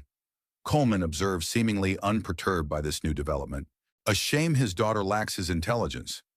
Do you really think these theatrics will accomplish anything? They already have. Judge Morton moved to block the doorway. Your confession to ordering Walsh's murder was clear and unambiguous. As a judicial officer of the Montana Territory, I am placing you under arrest pending formal charges. Coleman actually laughed. On what authority federal appointees are not subject to territorial jurisdiction? My position on the President's Commission grants me diplomatic immunity. Your appointment hasn't been confirmed by the Senate, Maggie pointed out, and murder has no statute of limitations, diplomatic or otherwise. The general's amusement faded, replaced by cold calculation. His gaze settled on Ethan. Mr. Blackwood, or should I say Captain Blackwood, formerly of the 7th Cavalry, The man who executed Thomas Walsh on my orders? He turned to Eleanor. Did your new friends mention that detail, Miss Walsh? That Blackwood here is the man who put a bullet in your father's head? Eleanor's composure finally cracked, her eyes widening as she turned to Ethan. Is this true? Ethan lowered his gun slightly, shame and regret washing over him. Yes, I was given orders, military orders that I believe came through proper channels. I didn't know the truth until recently. How convenient. Coleman seized the opportunity to sow discord. The hired killer claims ignorance while my accusers harbor him under the respectability of marriage. One might almost suspect a conspiracy. The momentary distraction was all Coleman needed. His hand moved with surprising speed for a man his age, producing a small derringer from his coat pocket. He fired once, the bullet grazing Judge Morton's shoulder, then lunged toward Eleanor, grabbing her arm and pressing the gun to her temple. No one moves, he commanded, backing toward the door. Or Thomas Walsh's daughter joins her parents. Ethan kept his revolver steady, searching for a clear shot, but Eleanor's position made it impossible. Maggie remained unnaturally still, her eyes never leaving Coleman's face. This won't end well for you, Victor, she said quietly. Even if you leave here, the documents exist. Judge Morton has heard your confession. There's nowhere you can run that justice won't eventually find you. Justice. Coleman sneered, continuing his retreat into the hallway. Justice is written by the victors, Margaret, by men with power and vision who do what must be done, while lesser souls wring their hands over morality. He backed toward the front entrance, dragging Eleanor with him. No one follows us. I'll release Miss Walsh when I'm clear of town. Ethan and Maggie exchanged glances, a silent communication passing between them. Then gunfire erupted from the foyer. 2 shots in rapid succession. Coleman staggered, releasing Eleanor as he clutched his shoulder. Behind him stood Samuel Hayes, a smoking revolver in his hand. Mr. Hayes, Maggie observed calmly, your timing is impeccable. The company manager lowered his weapon. I heard raised voices and thought you might require assistance, ma'am. Coleman slumped against the wall, blood staining his uniform. Despite his wound, his expression remained defiant. This changes nothing. You have no jurisdiction. When Washington learns, why, Washington will learn exactly what you did. Judge Morton interrupted, pressing a handkerchief to his own wound. The War Department has been waiting 20 years for evidence of Operation Phoenix. Your confirmation hearings would have opened that investigation regardless. We've merely accelerated the process. As Hayes and Ethan secured Coleman, Maggie turned to Eleanor, who stood trembling in the aftermath of her ordeal. Are you injured? No. The young woman's voice was barely audible, her gaze fixed on Ethan, a mixture of horror and confusion in her eyes. You killed my father. Yes. Ethan couldn't deny it, wouldn't try to excuse what he had done. I followed orders I shouldn't have questioned.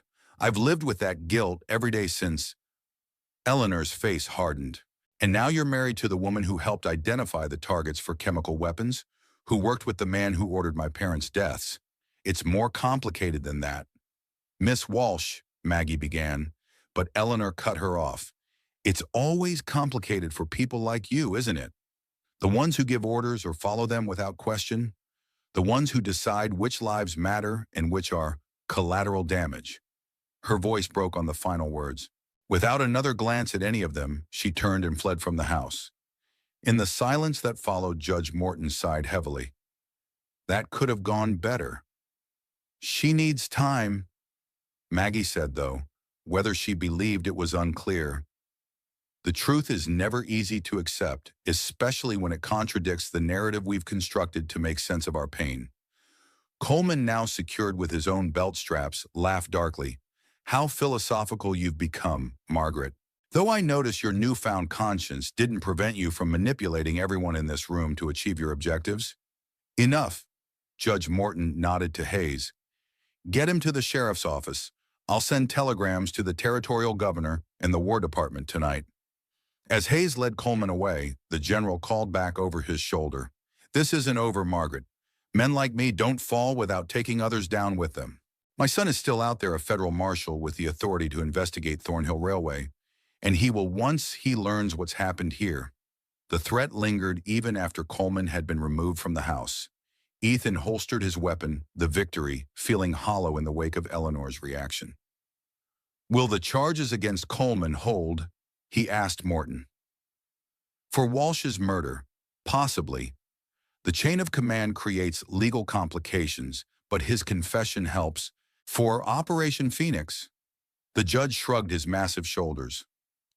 "War crimes are difficult to prosecute, especially decades later, but his political career is finished regardless." After the judge departed to have his wound treated, Ethan and Maggie were left alone in the damaged study papers from Operation Phoenix scattered across the floor, where Coleman had dropped them. "We did what was necessary," Maggie said, finally gathering the documents. "Did we?" Ethan moved to the window, staring out at the dark landscape. "Eleanor Walsh came here seeking justice for her parents. Instead, she discovered that her father's killer is married to his former colleague, and that the man who ordered his death will likely escape full accountability. She discovered the truth. That's something, at least. Is it enough?" Ethan turned to face her. "Would it be enough for you?" Maggie considered the question, her expression softening slightly. "Perhaps not, but it's all we have to offer." She set the gathered documents on her desk. "Coleman's threat about his son concerns me. Marcus will investigate once he learns of his father's arrest." "Let him." Ethan's voice hardened. "The younger Coleman probably knows nothing about Operation Phoenix. His loyalty will be to his father, not to whatever crimes were committed during the war. Don't underestimate the bond between them. Victor raised Marcus after his mother died. The boy worshipped him." Maggie moved to stand beside Ethan at the window. "We should prepare for the possibility that he'll continue his father's vendetta, one problem at a time. First, we need to speak with Eleanor." Maggie raised an eyebrow. I doubt she wants to see either of us right now." Nevertheless, Ethan's expression was determined. "We owe her more than half-truths in a traumatic confrontation with her parents' killer." Outside, snow had begun to fall, large flakes illuminated by the lamps along the drive. Somewhere in Silver Ridge, Eleanor Walsh was grappling with revelations that had shattered whatever closure she had managed to find since her parents' deaths. Ethan couldn't change what he had done, but perhaps he could help her understand the full truth about her father, about Operation Phoenix, and about his own role in the tragedy that had shaped both their lives. The next morning brought news that General Coleman had been transferred to the territorial prison in Helena, awaiting a military escort to Washington for formal proceedings. Judge Morton's telegrams had prompted swift action from both the territorial governor and the War Department, suggesting that suspicions about Operation Phoenix had existed in official circles for years, lacking only concrete evidence to act upon. Ethan rode into town early, determined to speak with Eleanor, before rumor and speculation about Coleman's arrest reached her through other channels. The small boarding house where she lodged was quiet in the pale winter light, smoke curling from the chimney into the bitter air. The landlady, Mrs. Perkins, answered his knock with undisguised disapproval. "Mr. Blackwood, Miss Miller isn't receiving visitors. It's important that I speak with her." Ethan insisted. "Please tell her I'm here." "She already knows. She said to inform you that she has nothing to discuss with either you or Mrs. Thornhill." The woman's expression softened slightly. "The poor girl was in a terrible state when she returned last night. Whatever happened at your dinner party did her no good at all. That's why I need to explain." "Some things can't be explained away, Mr. Blackwood." Mrs. Perkins began to close the door. "Good day to you." Ethan placed his boot in the opening. "Tell her I'll be at the schoolhouse at noon if she changes her mind. I owe her the full truth about her father, and I intend to provide it whether she wishes to hear it or not." The landlady hesitated, then nodded curtly. "I'll deliver your message, though I doubt it will change her mind." Frustrated but not surprised by the rebuff, Ethan made his way to the telegraph office to send a message to an old Army contact. If Marcus Coleman was indeed planning to continue his father's campaign against Maggie, they needed to know more about him, his methods, his connections, and most importantly, his awareness of Operation Phoenix. As he crossed the main street, Ethan noticed suspicious glances from townspeople, hushed conversations that stopped as he passed. News traveled fast in a town like Silver Ridge. The arrest of a distinguished Army officer from the Thornhill estate would generate gossip for weeks. The telegraph operator, a thin man with perpetual ink stains on his fingers, accepted Ethan's message with professional disinterest. Might be a delay in the response, Mr. Blackwood. Lines east are running slow with the weather. I understand, send it as soon as possible. As Ethan turned to leave, the operator cleared his throat. You might want to know there was a federal marshal asking questions at the sheriff's office this morning. About you specifically. Ethan paused. Marcus Coleman. Yes, sir, young fellow, well-spoken, showed the sheriff some papers and spent a good hour going through local telegrams from the past month. Anything else?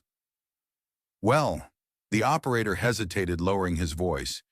He was particularly interested in messages between Mrs. Thornhill and Judge Morton, and he asked about Miss Miller, the new schoolteacher. The pieces clicked into place. Marcus was connecting the players, trying to understand the circumstances of his father's arrest. His interest in Eleanor suggested he might already know her true identity. Thank you. Ethan pressed a silver dollar into the man's hand.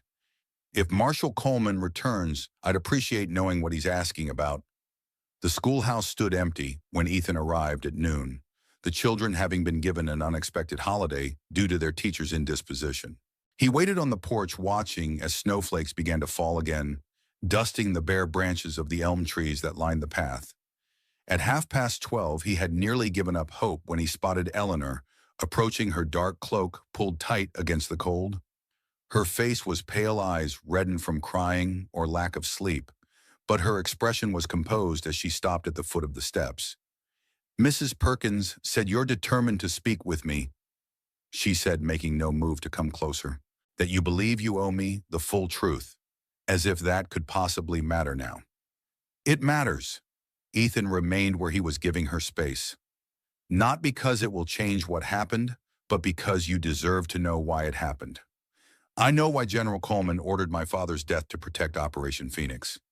You executed that order. Her voice was flat, emotionless. What else could possibly matter? The context. The full extent of your father's work, both for the Union and against Coleman's corruption of it? A flicker of interest crossed her face despite her evident desire to remain detached. What do you mean? Your father wasn't just developing chemical compounds for the Union Army. By the time I was sent to eliminate him, he was actively working to expose Operation Phoenix and develop countermeasures to the weapons being deployed. Eleanor's composure wavered slightly. How would you know that you were just the killer they sent? Because I read his papers before I burned them. Standard procedure to ensure we hadn't missed anything relevant to security. Ethan's voice softened. He had formulas, test results for antidotes to the chemical agents. Notes about civilian casualties that he planned to take to the New York Tribune. If that's true, why didn't you stop? Why go through with the... She couldn't bring herself to say the word. Because I believed I was following legitimate orders to neutralize a security threat, I didn't understand the full implications until much later. Ethan forced himself to meet her accusing gaze. That doesn't excuse what I did. Nothing can, but your father died trying to stop atrocities, not because he was a traitor or a threat to the Union. Eleanor was silent for a long moment, snow gathering on her bonnet and shoulders as she processed his words. And Mrs. Thornhill, what was her role in all this? She gathered intelligence on target locations, not knowing how the information would be used until it was too late. When she discovered the truth, she collected evidence against Coleman. Evidence she kept all these years to protect herself and eventually to bring him to justice. Convenient timing, Eleanor observed bitterly. 20 years later, when all the victims are dead and buried, I won't defend her choices or mine, Ethan said quietly. We've both lived with the consequences of decisions we can't undo. All I can tell you is that your father was a brave man who tried to stop something horrific and that his work wasn't in vain. Coleman has been arrested. The truth about Operation Phoenix will finally come out. And that's supposed to bring me closure, peace. Eleanor shook her head, anguish finally breaking through her controlled exterior. You killed my parents, Mr. Blackwood. You destroyed my family, my childhood, everything. And now you stand there talking about context as if it changes anything. It doesn't change what happened, but it might help you understand why it happened. Ethan took a cautious step toward her. Your father's research, his work on antidotes, did it survive? The question seemed to catch her off guard. Some of it, I found notebooks in my aunt's attic after she died. Chemical formulas test results, I never fully understood them. Those notes could be crucial evidence against Coleman, proof that your father was working to counter Operation Phoenix, not merely threatening to expose it. Hope flickered briefly in Eleanor's eyes, quickly replaced by suspicion. Why should I trust you with them? Or Mrs. Thornhill, you both worked with the man who ordered my parents killed. Don't trust us then. Take them directly to Judge Morton or to the War Department representative, who will arrive with Coleman's military escort. Ethan maintained a respectful distance. All I'm asking is that you consider how your father would want his work to be used, to bring accountability for Operation Phoenix, or to be lost to history. Eleanor studied him, conflict evident in her expression. Finally, she nodded once, a barely perceptible movement. I'll think about it. It wasn't forgiveness or even acceptance, but it was something, a willingness to consider that there might be more to the story than her understandable hatred could encompass. Thank you. Ethan turned to go, then paused. One more thing you should know, Marshal Marcus Coleman is in town asking questions about all of us. He's Victor's son, and he may approach you. Be careful what you tell him. Eleanor's eyes widened slightly. The marshal who came to the school yesterday, that was Coleman's son. He came to see you. Alarm coursed through Ethan. What did he want? Information about Silver Ridge, he said, about the community, the prominent families. He seemed particularly interested in Thornhill Railway. Her brow furrowed. He was charming, nothing like his father. That makes him more dangerous, not less. Marcus Coleman is loyal to his father above all else. If he approached you directly, he already knows who you are. Understanding dawned on Eleanor's face. He's gathering information for his father's defense, or looking for leverage against all of you. Likely both. Victor Coleman won't go down without a fight, and his son is his most devoted weapon. Ethan's expression grew serious. Whatever you decide about your father's notes, keep them secure and be wary of the marshal. His interest in you isn't coincidental. As Ethan departed, the snow began to fall more heavily, obscuring his tracks almost as soon as they were made. The conversation with Eleanor had gone better than he dared hope, though true reconciliation seemed a distant possibility at best. Still, she had listened, considered his words. It was a start. His thoughts turned to Marcus Coleman.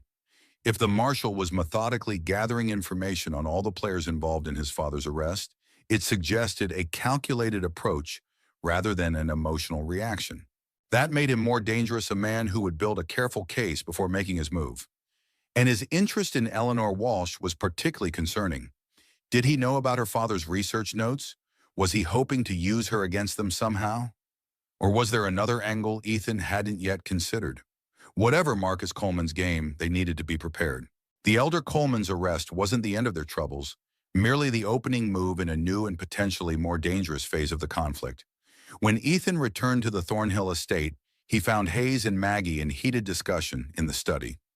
They fell silent as he entered, exchanging glances that suggested disagreement. "What's happened?" he asked, removing his snow-dusted coat. "Marshal Coleman has been busy," Maggie replied, her tone controlled but tension evident in her posture. "He's obtained a court order to audit Thornhill Railway's financial records and shipping manifest for the past year." Hayes looked grim. "Ostensibly investigating the Billings Junction attack, but the scope of his inquiry goes far beyond that incident." "He's fishing," Ethan concluded, "looking for irregularities he can leverage against the company and by extension against you." "Precisely." Maggie handed him a legal document bearing an official seal.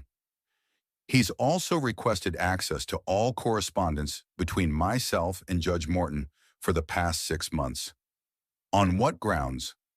"Suspected conspiracy to obstruct federal authorities in the performance of their duties." Her lips curved in a humorless smile. "Apparently arresting a war criminal constitutes obstruction. When the criminal in question is a presidential appointee," Hayes cleared his throat, discomfort evident in his manner. "There's something else, ma'am. Something I think Mr. Blackwood should know." Maggie's expression tightened. Samuel believes we should consider a strategic retreat. Temporarily, of course. Not retreat, Hayes corrected. Prudent reallocation of assets and personnel. The marshal is methodically building a case that could severely damage Thornhill Railway's operations and reputation. If Mrs. Thornhill were to visit our Denver office while this matter is resolved, it would look like guilt or fear. Ethan interrupted. Coleman would only intensify his investigation if Maggie suddenly left town. Exactly. Maggie agreed, which is why I've declined Samuel's well-intentioned suggestion. We will face this challenge directly as we faced every other threat to the company. Hayes looked unconvinced but nodded respectfully. As you wish, ma'am. In that case, I should return to the office to prepare the documents Marshal Coleman has requested. After he departed, Ethan turned to Maggie. Hayes knows more than he's letting on. Samuel has been with me for 20 years. He's aware of certain irregularities in the company's early financial arrangements. Maggie moved to the window watching the snow blanket, the garden. Nothing illegal, merely unorthodox methods of securing capital when traditional banks were reluctant to fund a widow's business venture. Methods that Coleman might use against you if discovered. Possibly. She turned back to face him. Did you speak with Eleanor Walsh? Yes, she listened. At least she mentioned that Marcus Coleman had already approached her at the school, ostensibly seeking information about the community. Concern flickered across Maggie's features. He moves quickly. What did you tell her about Coleman? To be cautious that his interest in her wasn't coincidental. Ethan hesitated. She has her father's research notes, formulas for antidotes to the Phoenix compounds test results. They could be crucial evidence against the elder Coleman, proof that Walsh was actively working to counter the weapons. Did she agree to share them? She said she'll consider it. I suggested she take them directly to Judge Morton or the War Department if she doesn't trust us. Ethan moved to stand beside Maggie at the window. She's understandably reluctant to help the people she holds responsible for her parents' deaths. Maggie was silent for a moment, her gaze distant. 20 years ago, I made a choice to save myself rather than expose Operation Phoenix. I told myself that the war was over, that revealing the truth would only cause more pain to families who had already lost everything. She sighed softly. Perhaps Eleanor Walsh has better moral courage than I did.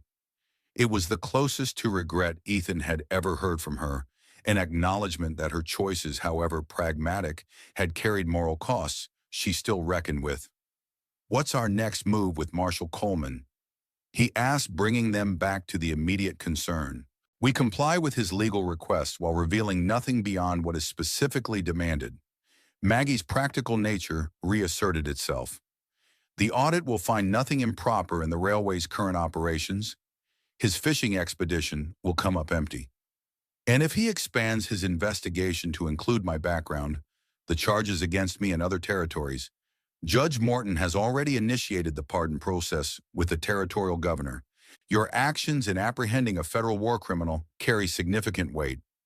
She placed a hand briefly on his arm, a rare gesture of physical reassurance.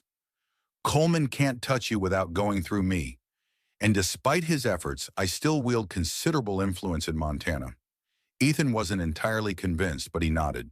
The snow continued to fall outside, gradually transforming the landscape into a pristine white expanse that concealed all the complexities beneath. If only human affairs could be so easily simplified, he thought. But the tangle of history, guilt, and justice that bound him to Maggie, to the Colemans, and to Eleanor Walsh defied such clean resolution. 3 days passed in tense anticipation. Marshal Coleman conducted his audit of Thornhill Railway, with methodical precision reviewing financial records and interviewing employees. Hayes managed the process with professional detachment, providing exactly what was legally required and not a document. Ethan remained at the estate partly to support Maggie and partly because appearing in town too frequently risked drawing unwanted attention to himself. Though Judge Morton had begun the pardon process, Ethan's legal status remained precarious until official documentation arrived. On the fourth morning, Mrs. Mitchell entered the breakfast room with unusual urgency. Mrs. Thornhill, Marshal Coleman is at the door. He insists on speaking with you immediately. Maggie set down her coffee cup, exchanging a glance with Ethan. Show him in, Mrs. Mitchell. Marcus Coleman entered like a winter storm, cold purpose wrapped in formal courtesy. In his early 30s, he had his father's bearing, but none of the elder Coleman's weathered hardness. His marshal's badge gleamed on his chest, a symbol of federal authority that he clearly took seriously. "Mrs. Thornhill," he greeted with a slight bow. "Mr. Blackwood, I apologize for the early intrusion, but matters have arisen that require immediate attention." "Of course, Marshal." Maggie gestured to an empty chair. "Please join us. Mrs. Mitchell can bring coffee." "This isn't a social call." Coleman remained standing, his gaze fixing on Ethan. "I have a warrant for the arrest of Ethan Blackwood on charges of murder in the Wyoming Territory, specifically the killing of Thomas and Sarah Walsh in 1878. Ethan's hand instinctively moved toward his gun, but Maggie's slight headshake stopped him. Violence would only worsen their situation. "On whose authority?" Maggie asked, her voice steady. "Judge Morton has initiated a pardon process with the territorial governor based on Mr. Blackwood's assistance in apprehending a federal war criminal. The pardon, if granted, would apply only to Montana Territory charges." Coleman produced an official document. "This warrant comes from Wyoming, where the murders occurred. It was issued yesterday based on new evidence provided by a credible witness. Eleanor Walsh." Ethan concluded, a cold certainty settling in his stomach. "She identified me." Coleman neither confirmed nor denied this. "I'm simply executing a lawful warrant, Mr. Blackwood. You'll be transported to Cheyenne for arraignment once the weather permits safe passage." "This is remarkably convenient timing." "Marshal," Maggie observed steel beneath her polite tone, "your father is arrested and suddenly a 5-year-old murder case becomes your highest priority. Justice doesn't operate on a convenient schedule." "Mrs. Thornhill." Coleman's expression remained professionally neutral. "Mr. Blackwood, I must ask you to surrender any weapons and accompany me to the town jail." Ethan glanced at Maggie silently. Considering options, resistance would be futile and potentially fatal. Escape might be possible, but would only confirm his guilt in the eyes of the law. The best course was to comply temporarily while Maggie worked through legal channels. "Very well." He slowly removed his revolver, placing it on the table, then stood. "I assume I'm permitted to take a coat. The weather is hardly hospitable." "Of course." Coleman maintained a cautious distance, clearly aware of Ethan's capabilities, even when disarmed. As Ethan gathered his coat from the hallway, Maggie followed, speaking softly so Coleman couldn't overhear. "This won't stand. Eleanor must have provided her father's journals as evidence, but without context they prove nothing about your specific involvement." Maybe Ethan wasn't convinced, but a daughter's testimony about her parents' killer carries weight, and Coleman has every reason to push this forward as rapidly as possible. "I'll speak with Judge Morton immediately, and I'll send a telegram to my attorney in Cheyenne." She gripped his arm briefly. "Don't lose hope, Ethan. This is a setback, not a defeat." Marshal Coleman cleared his throat from the doorway. "We need to proceed, Mr. Blackwood." With a final nod to Maggie, Ethan allowed himself to be escorted from the house. As they descended the steps to Coleman's waiting carriage, he noticed Eleanor Walsh standing by the gate, her face pale in the winter light. Their eyes met briefly, hers full of conflicting emotions, determination, doubt, perhaps even regret. But she didn't look away or flinch from the consequences of her decision. "She came to me yesterday," Coleman said quietly as they approached the carriage, "with her father's journals and a detailed account of your visit to their home in '78. Given the corroborating evidence, I had no choice but to seek the warrant." "We both know this isn't about justice for the Walshes," Ethan replied, keeping his voice low as they passed Eleanor. "This is about protecting your father." Coleman's professional mask slipped slightly, revealing a flash of the personal motivation beneath. "My father served this country loyally for 40 years. Whatever mistakes he may have made during wartime, don't erase that service." "Mistakes?" Ethan couldn't keep the bitterness from his tone. "He ordered chemical weapons used against American civilians. He had a scientist and his wife murdered to cover it up. Those aren't mistakes, Marshal. They're crimes. That's for a military tribunal to decide, not a territorial court." Coleman opened the carriage door. "And certainly not for a hired killer to judge." As Ethan climbed into the carriage, he caught a final glimpse of Eleanor. She stood unmoving at the gate, watching as he was taken away to face justice for her parents' murder. In her expression, he saw no triumph, only the complicated grief of someone who had spent years seeking closure that would never truly come. The Silver Ridge Jail was a solid brick building attached to the sheriff's office, with 4 cells separated from the main office by iron bars. As the only current prisoner, Ethan had the small cell block to himself, a mixed blessing that provided privacy, but left him isolated with his thoughts. Sheriff Taylor, a practical man in his 50s, who had held the office for 8 years, seemed uncomfortable with the situation. "Never thought I'd have Mrs. Thornhill's husband locked up in my jail," he commented as he secured the cell door, "especially not on a warrant from Wyoming." "Life is full of surprises, Sheriff." Ethan settled onto the narrow cot, assessing his surroundings with practiced efficiency. 1 window barred and too small for escape. Solid walls, the cell door lock was simple but effective. "Marshal Coleman says you'll be moved to Cheyenne once the weather clears." Taylor hung the cell keys on a hook near his desk. "Probably 3-4 days with this snow passes are likely blocked." "Any chance of visitors?" "No reason why not within reason." The sheriff scratched his beard thoughtfully. "Mrs. Thornhill already sent word. She'll be by this afternoon. Judge Morton, too, I expect." Ethan nodded, unsurprised by Maggie's efficiency.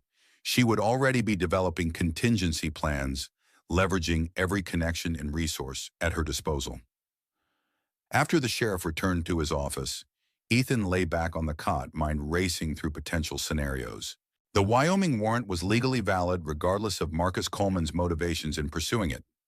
Once transported to Cheyenne, he would face formal charges for the Walsh's murders. Without Maggie's influence or Judge Morton's support, his chances of acquittal would be slim. Escape before the transfer was possible, but would mean life as a fugitive again this time, with every lawman in the territories hunting him. And it would leave Maggie vulnerable to whatever further moves the Colemans might make against her. His thoughts were interrupted by the sound of the outer door opening, followed by voices in the sheriff's office. To his surprise, it was Eleanor Walsh who appeared at his cell, Sheriff Taylor hovering uncertainly behind her. "Miss Miller insists on speaking with you, Blackwood," he explained, using the name Eleanor was known by in town. 5 minutes, no more. "I'll be right over there if you need anything." Miss and Eleanor waited until the sheriff had retreated to his desk before she spoke. "I need to know something, Mr. Blackwood. Something I should have asked before I went to Marshal Coleman." Ethan rose from the cot, moving to stand at the bars that separated them. "Ask, did my mother suffer?" The question came in a rush, as if she had been holding it back for years. When it happened, was she afraid? Did she understand what was happening?" The directness of the inquiry caught him off guard. Ethan had prepared for accusations, even hatred, but not for this raw human need to know the details of a loved one's final moments. "No," he answered truthfully. "It was quick. She never saw it coming. Neither of them did." Relief flickered across Eleanor's face, followed immediately by renewed grief. "I've imagined it so many times. Different versions, each worse than the last. I needed to know. I understand." And he did in a way that surprised him. The need for certainty, even painful certainty, rather than endlessly tormenting speculation. Eleanor studied him through the bars, her expression troubled. "Marshal Coleman says you'll be tried in Wyoming, that you'll likely hang. That's the usual sentence for murder. Is that justice when you were following orders? When my father's killer was really Victor Coleman?" The question seemed to surprise her as much as him, as if she hadn't planned to voice these doubts. "I pulled the trigger," Ethan said quietly. "Orders or not, I made that choice. If facing the consequences brings you some measure of peace, then perhaps it is justice." Eleanor shook her head slightly. "I thought it would feel different. Righteous, satisfying. Instead, I just feel empty." She took a shaky breath. "I gave Marshal Coleman my father's journals, but not all of them. Not the ones about his work on the antidotes. I kept thinking about what you said about how my father would want his research used." Hope stirred in Ethan's chest. "And I don't know yet," She stepped back from the cell. But I do know that Victor Coleman deserves to answer for what he did even more than you do. My father would have wanted that. As she turned to leave, Ethan called after her softly. Eleanor, whatever you decide, be careful around Marcus Coleman. His loyalty to his father makes him dangerous to anyone who threatens the general's defense. She paused, then nodded once before departing, leaving Ethan to wonder if he had just witnessed the first fragile step toward an unexpected ally. Maggie arrived 2 hours later, impeccably dressed despite the snow, her expression giving nothing away to potential observers. Sheriff Taylor provided a chair for her beside Ethan's cell, then retreated to give them a semblance of privacy. Judge Morton is pursuing every legal avenue. She began without preamble. The pardon process continues, but it won't affect the Wyoming charges directly. We're arguing that your assistance in apprehending Coleman constitutes extraordinary service that should be considered by all territorial courts, and realistically, it's a delaying tactic at best. Maggie's pragmatism was both comforting and concerning. Our strongest position would be to challenge the warrant itself. Eleanor Walsh's identification of you as her parents' killer is compelling but problematic from a legal standpoint. She was a child at the time, not present at the scene, and her knowledge comes primarily from her father's journals, which describe a military officer who matches my description and rank, Ethan pointed out. Combined with my known history as a Union scout and subsequent criminal activities, it's enough for an indictment. Perhaps, Maggie leaned closer, lowering her voice, but there may be another approach. Eleanor visited you earlier. She did. She wanted to know about her mother's death. He hesitated. She mentioned that she hadn't given all her father's journals to Marcus. She kept the ones about the antidote research. Interesting. Maggie processed this information with characteristic quickness. That suggests she's reconsidering her position. If she's willing to provide those journals to the War Department as evidence against the elder Coleman, it might create leverage we could use. Ethan finished the thought. But it doesn't necessarily help my legal situation. No, but it complicates Marcus Coleman's efforts. If Eleanor publicly acknowledges that her father was targeted specifically because of his work against Operation Phoenix, it shifts the narrative from simple murder to a war-related intelligence operation. Maggie straightened her gloves thoughtfully. Not enough for acquittal, perhaps, but enough to muddy the waters significantly. You think she might be persuaded? I think she's already persuading herself. Coming here asking about her mother, withholding key journals from Marcus, these aren't the actions of someone wholly committed to seeing you hang. Maggie rose, signaling the end of their conversation. I'll return tomorrow with more information. In the meantime, consider that our marriage, while arranged for mutual convenience, carries legal privileges that Wyoming authorities cannot easily dismiss. After she departed, Ethan pondered her parting statement. Their marriage of convenience had become something neither of them had anticipated, a genuine partnership built on shared danger and mutual respect. Whatever her original motives in bringing him into her life, Maggie was now fully committed to his defense. The thought was both comforting and unnerving. For years, Ethan had survived by relying solely on himself, trusting no one with his safety or freedom. Now his fate rested largely in the hands of others. Maggie, Judge Morton, and perhaps most unpredictably, Eleanor Walsh. Night fell early the short winter day, giving way to darkness. By 5 o'clock, Sheriff Taylor provided a simple meal and extra blankets against the deepening cold, then retired to his adjacent quarters, leaving a deputy on night watch in the office. Ethan had just settled onto his cot when he heard the outer door open again. Voices murmured in the office, the deputy, then a woman's voice he recognized as Eleanor's moments. Later, she appeared at his cell once more, a satchel clutched in her gloved hands. Miss Miller, the deputy called from his desk. Sheriff said 5 minutes only at this hour. I understand, she called back, then turned to Ethan, her voice dropping to a near whisper. I need to show you something. From the satchel, she withdrew a leather-bound journal, opening it to a marked page. This is my father's entry from the week before he died. Read it. Ethan took the journal quickly, scanning the neat handwriting. March 14, 1878. VC visited again today, demanding I surrender all research on the compounds. When I refused, citing my intention to document the Copper Creek casualties, he made thinly veiled threats against Sarah and Eleanor. I've hidden the complete antidote formulas and evidence of civilian deployments in the false bottom of Eleanor's music box. If anything happens to me, Mason at the Tribune has instructions to publish everything. Mason never received any instructions. Eleanor said softly, I checked when I was in New York last year. Whatever message my father tried to send was intercepted. Coleman would have made sure of that. Ethan agreed, returning the journal. Why show me this? Because I found the music box in my aunt's attic, along with my father's other possessions. The false bottom contained these. Destitute. She extracted several folded papers from the satchel. Chemical formulas, deployment maps, a detailed account of the Copper Creek operation, with casualty lists, everything needed to prove what Operation Phoenix really was. Evidence that could ensure Victor Coleman faces full accountability. Ethan observed, careful not to reach for the papers. This had to be Eleanor's decision. Yes. She glanced toward the deputy, who appeared absorbed in a newspaper. I came to a realization today. My father didn't die because of you, Mr. Blackwood.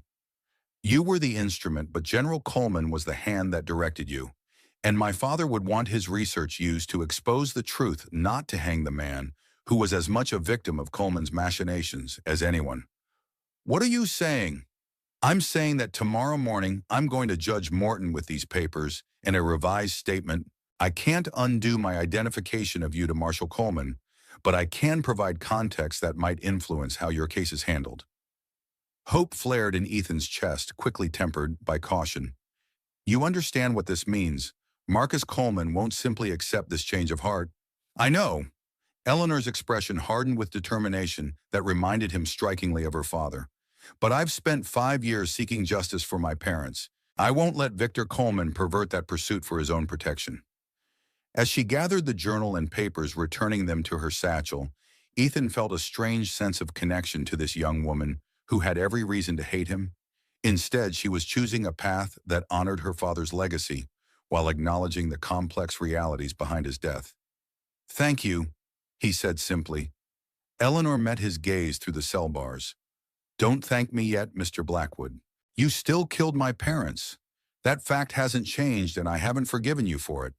But justice shouldn't be confused with vengeance, and my father deserves better than to have his death used to shield the man truly responsible for Operation Phoenix. With that, she departed, leaving Ethan with a renewed sense of purpose and possibility. If Eleanor followed through with her intention to speak to Judge Morton, it could dramatically alter the legal landscape, not enough to erase his crimes, perhaps, but enough to ensure that Victor Coleman couldn't use him as a convenient scapegoat to divert attention from the general's own far greater crimes. Outside, the snow continued to fall silently, covering Silver Ridge in a mantle of white that concealed the complexities beneath. Somewhere in that blanket of white, Eleanor Walsh was making her way back to her lodgings, carrying evidence that could change all their fates. Ethan could only hope she arrived safely and that her resolve remained firm against the inevitable pressure that would come when Marcus Coleman discovered her change of heart. Dawn broke over Silver Ridge with blinding brightness, sunlight reflecting off the fresh snowfall. Ethan woke to the sound of raised voices in the sheriff's office. Judge Morton's booming bass contrasting with Marcus Coleman's clipped authoritative tone. The warrant is valid, Judge, regardless of Miss Walsh's revised statement, Coleman was saying as Ethan sat up on his cot. Her initial identification, combined with the journals and Blackwood's known history, constitutes sufficient evidence for extradition. Evidence obtained under questionable circumstances, Morton countered. The young woman was approached by you specifically despite or perhaps because of your father's involvement in the events surrounding her parents' deaths. I was performing my duty as a federal marshal investigating a murder case, a 5-year-old case that suddenly became urgent when your father was arrested for war crimes. Quite the coincidence. Their argument continued legal technicalities and jurisdictional disputes, masking the personal motivations driving both men. Ethan moved to the cell bars, straining to catch every word. If Eleanor had indeed gone to Judge Morton with her father's research and a revised statement, it explained the current confrontation. Sheriff Taylor appeared at the cell, coffee mug in hand. Quite the commotion this morning. he observed, passing the mug through the bars. Judge Morton arrived at dawn with Miss Miller and a stack of legal papers. Marshall's been trying to assert his authority ever since. What's the current score? Ethan asked, accepting the coffee gratefully. Hard to say. Judge has territorial authority, but the Marshals got federal backing. Taylor shrugged. Above my pay grade, thankfully. Though between you and me, I wouldn't bet against Mrs. Thornhill's influence with the territorial governor. The mention of Maggie prompted Ethan to ask, has Mrs. Thornhill been notified? Her carriage pulled up about 10 minutes ago. She's in with the judge and marshal now. Taylor glanced over his shoulder. Speak of the devil. Maggie appeared at the cell impeccably composed despite the early hour and obvious tension. Judge Morton and Marshal Coleman continued their debate in the background, neither apparently willing to cede ground. Eleanor Walsh provided her father's complete research to Judge Morton this morning. Maggie informed him without preamble, including detailed evidence of Operation Phoenix and General Coleman's direct orders regarding her father's elimination. And her statement about me modified significantly. She now acknowledges that while you physically carried out the action, you were operating under military orders from a corrupt superior officer. Maggie's tone was neutral, but satisfaction glimmered in her eyes. The judge is using this to challenge the Wyoming warrant on grounds that the crime was military in nature, not civilian, and thus falls under federal jurisdiction, which would delay extradition. Ethan concluded, indefinitely if we're fortunate. The War Department has already expressed interest in Eleanor's father's research. They'll want your testimony about how the orders were conveyed, through what channels. Maggie glanced back at the ongoing argument. Marcus Coleman knows he's losing ground. He's trying to assert federal martial authority to supersede the judge's territorial jurisdiction. Can he succeed? Possibly, though not without a fight. Judge Morton has already telegraphed the territorial governor requesting intervention. She lowered her voice. There's something else you should know. Eleanor Walsh disappeared from her lodgings early this morning. Alarm shot through Ethan. Disappeared. After meeting with Judge Morton, she returned to Mrs. Perkins's boarding house to collect some belongings. When Mrs. Perkins checked on her an hour later, she was gone. Her room showed signs of hasty packing or forced removal. Ethan gripped the cell bars tightly.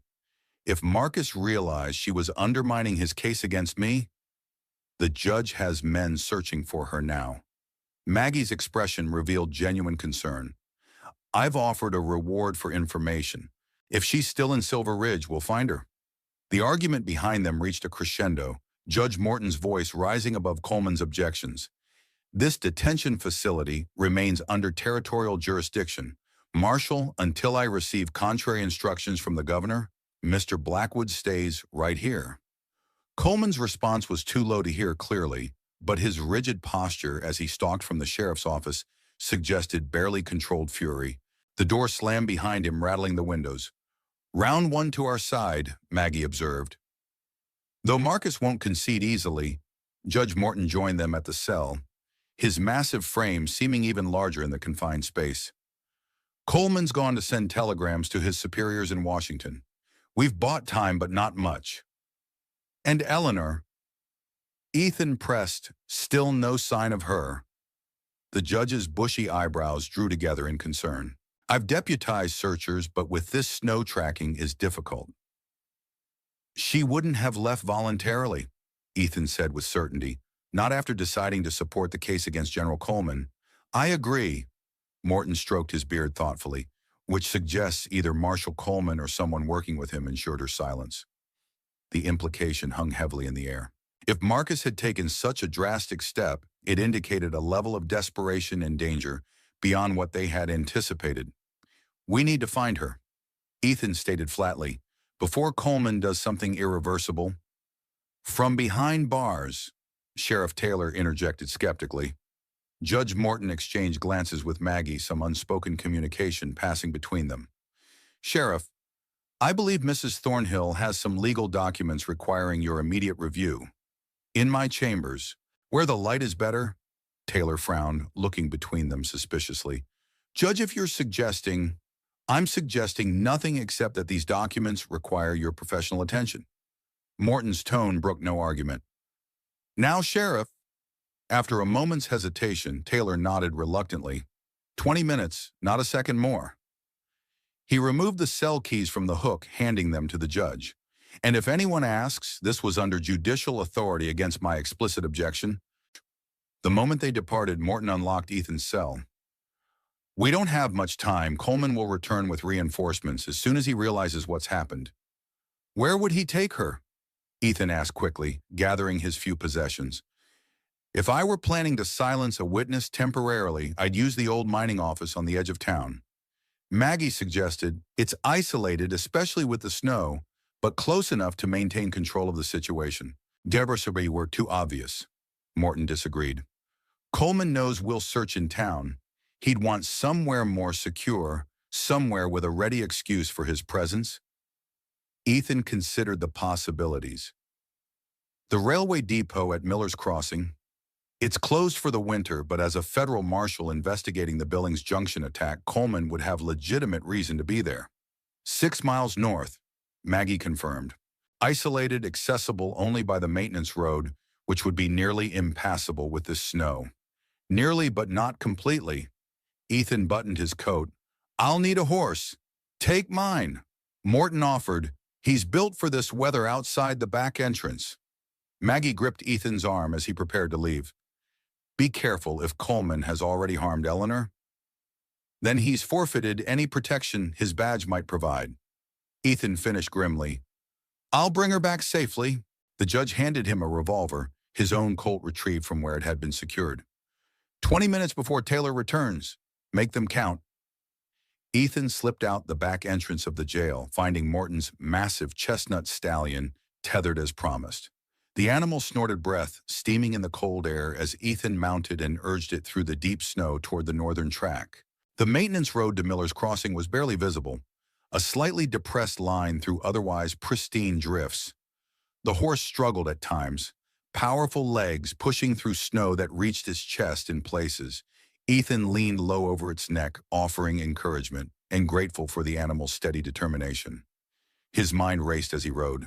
If Marcus Coleman had indeed taken Eleanor, it represented a significant escalation from legal maneuvering to outright criminal action. It suggested either desperation or a coldness that mirrored his father's calculating ruthlessness.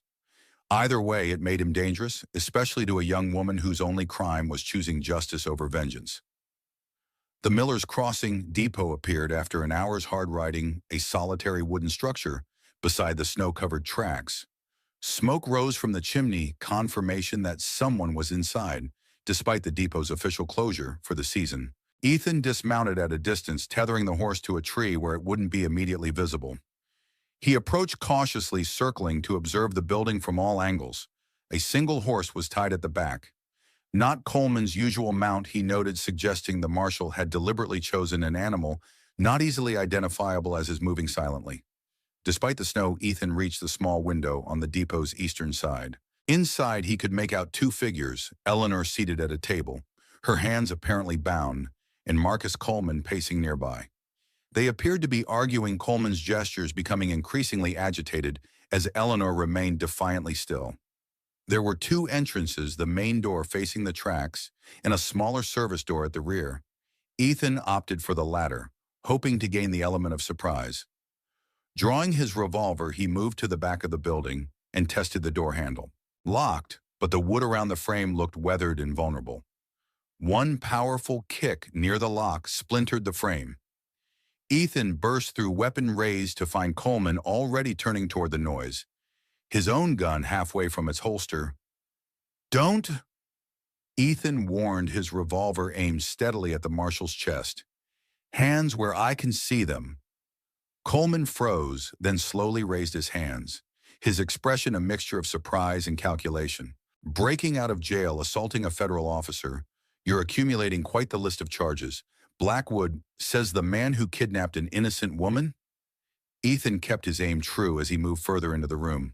Are you all right, Eleanor? She nodded, eyes wide but composed. He was trying to convince me to recant my statement to Judge Morton. When I refused, he suggested a trip to Denver to reconsider, hardly kidnapping. Coleman objected smoothly. Miss Walsh agreed to accompany me to discuss her father's case in more appropriate surroundings. With her hands tied, Ethan nodded toward the ropes binding Eleanor's wrists to the chair arms. A precaution, the lady was becoming upset. Ethan moved closer to Eleanor, keeping Coleman covered. "Cut yourself free," he instructed, sliding a knife across the table toward her. "We're leaving." "I can't allow that." "Joe?" Coleman's professional demeanor slipped, revealing the desperate son beneath the marshal's badge. "My father's career, his legacy, everything he built will be destroyed if her evidence reaches Washington. Your father destroyed his own legacy when he ordered chemical weapons used against American civilians." Ethan replied coldly, "When he murdered a scientist and his wife to cover it up." Eleanor worked at her bonds, sawing through the rope with determined efficiency. "It's over, Marshal. The journals are already with Judge Morton. Copies are being made for the War Department. The truth about Operation Phoenix is coming out, whether I'm here or not." Something dangerous flickered in Coleman's eyes. "Then there's no reason to keep either of you alive, is there?" His hand dropped toward his holster with practiced speed. Ethan fired first, his bullet striking Coleman's shoulder, spinning him halfway around before he collapsed against the wall. The marshal's gun clattered to the floor, kicked away by Ethan before Coleman could recover. "You shot a federal officer," Coleman gasped, clutching his bleeding shoulder. "That's a hanging offense. So is kidnapping and attempted murder." Ethan helped Eleanor, now freed from her bonds, to her feet. "The difference is I have witnesses to your crimes." Eleanor retrieved her coat from a nearby chair, her hands trembling slightly but her voice steady. "My father spent his final days trying to expose what Operation Phoenix really was. I won't let his work or his sacrifice be forgotten or distorted to protect criminals, no matter how powerful they may be."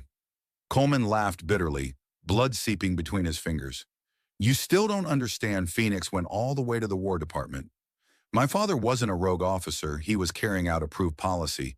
If the full truth comes out, it won't just be him facing charges." "All the more reason for complete exposure," Eleanor replied. "The victims deserve no less." As they prepared to leave, Coleman made one final effort. "Blackwood, you know what it's like to follow orders, to do what's necessary, even when it's difficult. My father was no different. He served his country the only way he knew how." Ethan paused at the door, Eleanor beside him. "The difference is I've faced the consequences of my actions. It's time your father did the same."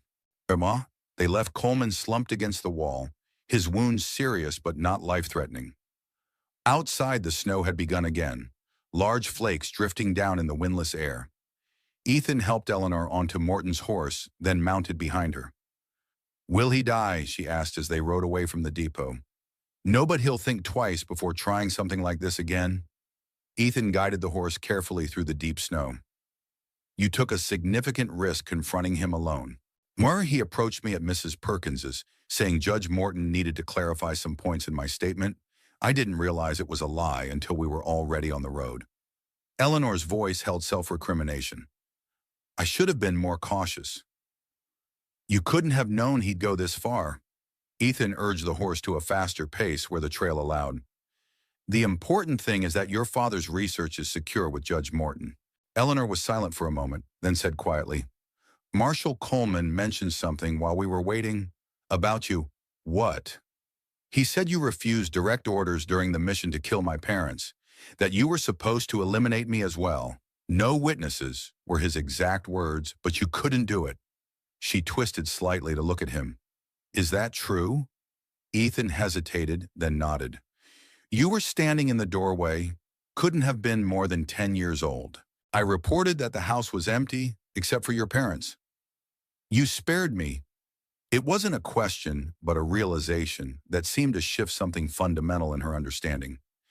"It doesn't change what I did to your parents," Ethan said quietly.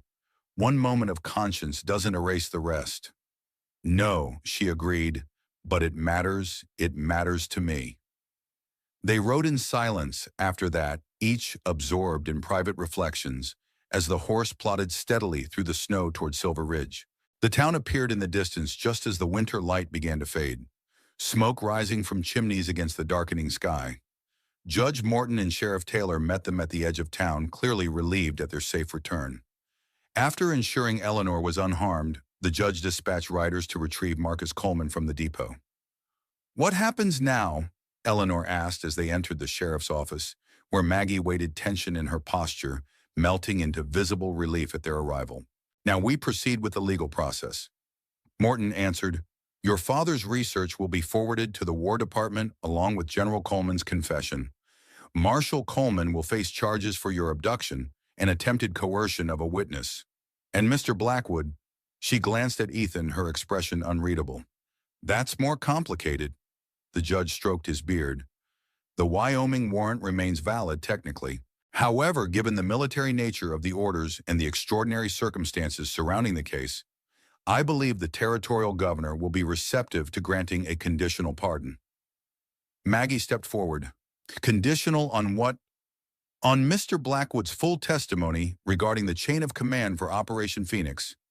The War Department is particularly interested in understanding how these orders were conveyed and who authorized them." Morton's expression was grave. "It appears General Coleman was correct about one thing. This went higher than just him."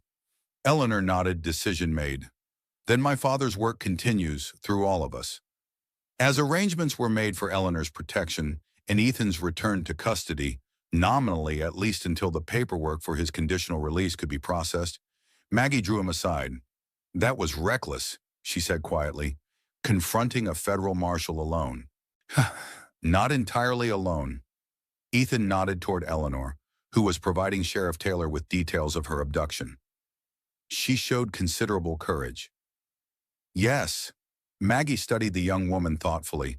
"Thomas Walsh's daughter indeed. She may have saved us all with her father's research, and possibly exposed a conspiracy that goes beyond Coleman." Ethan's expression grew serious. If Phoenix was officially sanctioned at higher levels, the investigation could touch powerful figures in Washington. All the more reason to proceed carefully. Maggie placed a hand briefly on his arm, a gesture that had become more frequent, more natural between them.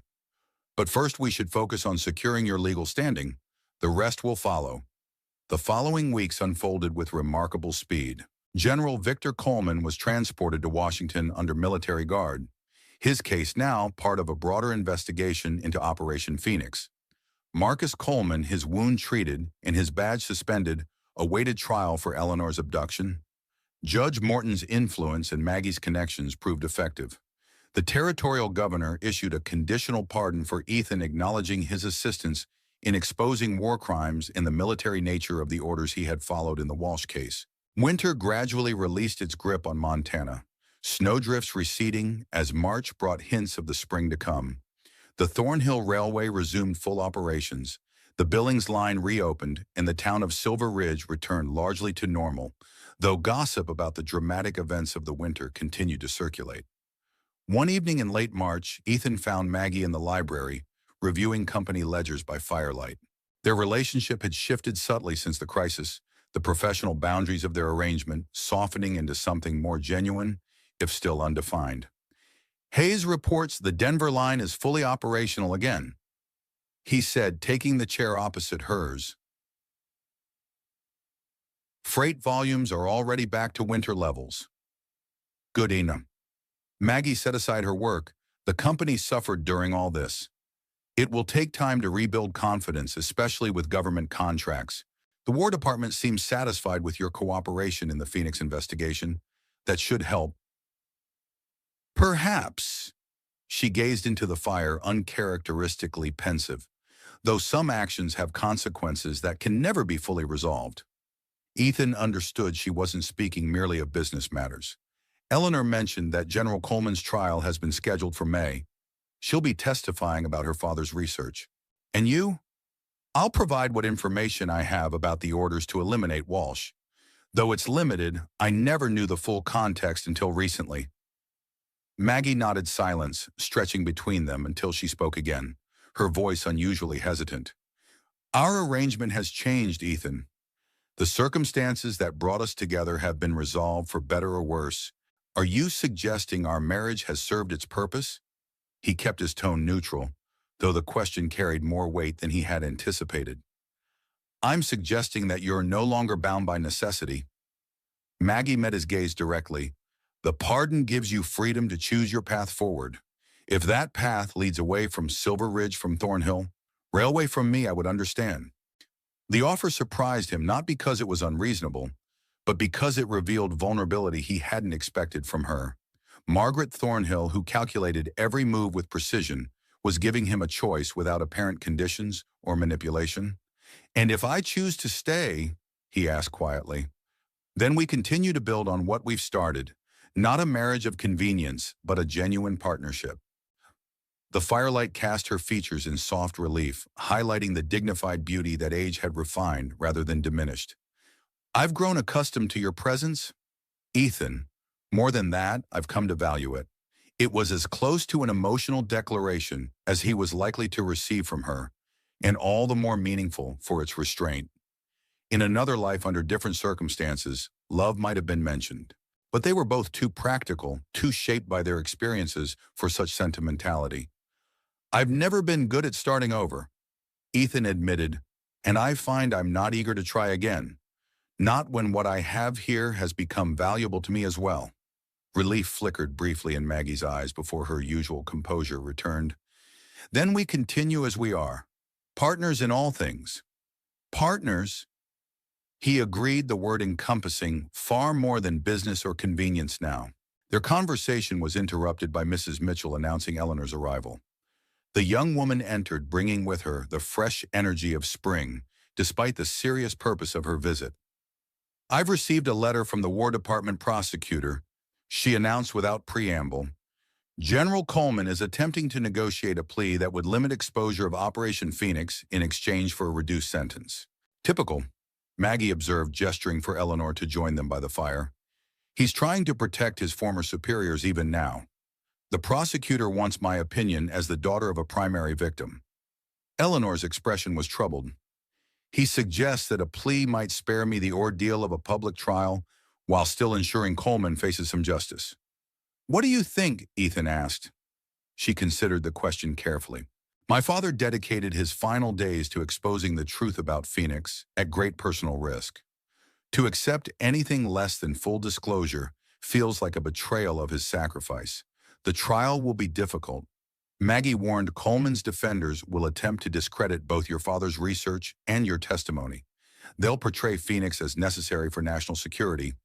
I know Eleanor's jaw set in a determined line that reminded Ethan strikingly of Thomas Walsh. But difficult truths are still truths. The victims of Copper Creek deserve to be acknowledged, their suffering recognized. My parents' deaths should mean something beyond protecting powerful men from accountability. Ethan nodded, respect for her resolve evident in his expression. "Then we'll support your decision, all of us."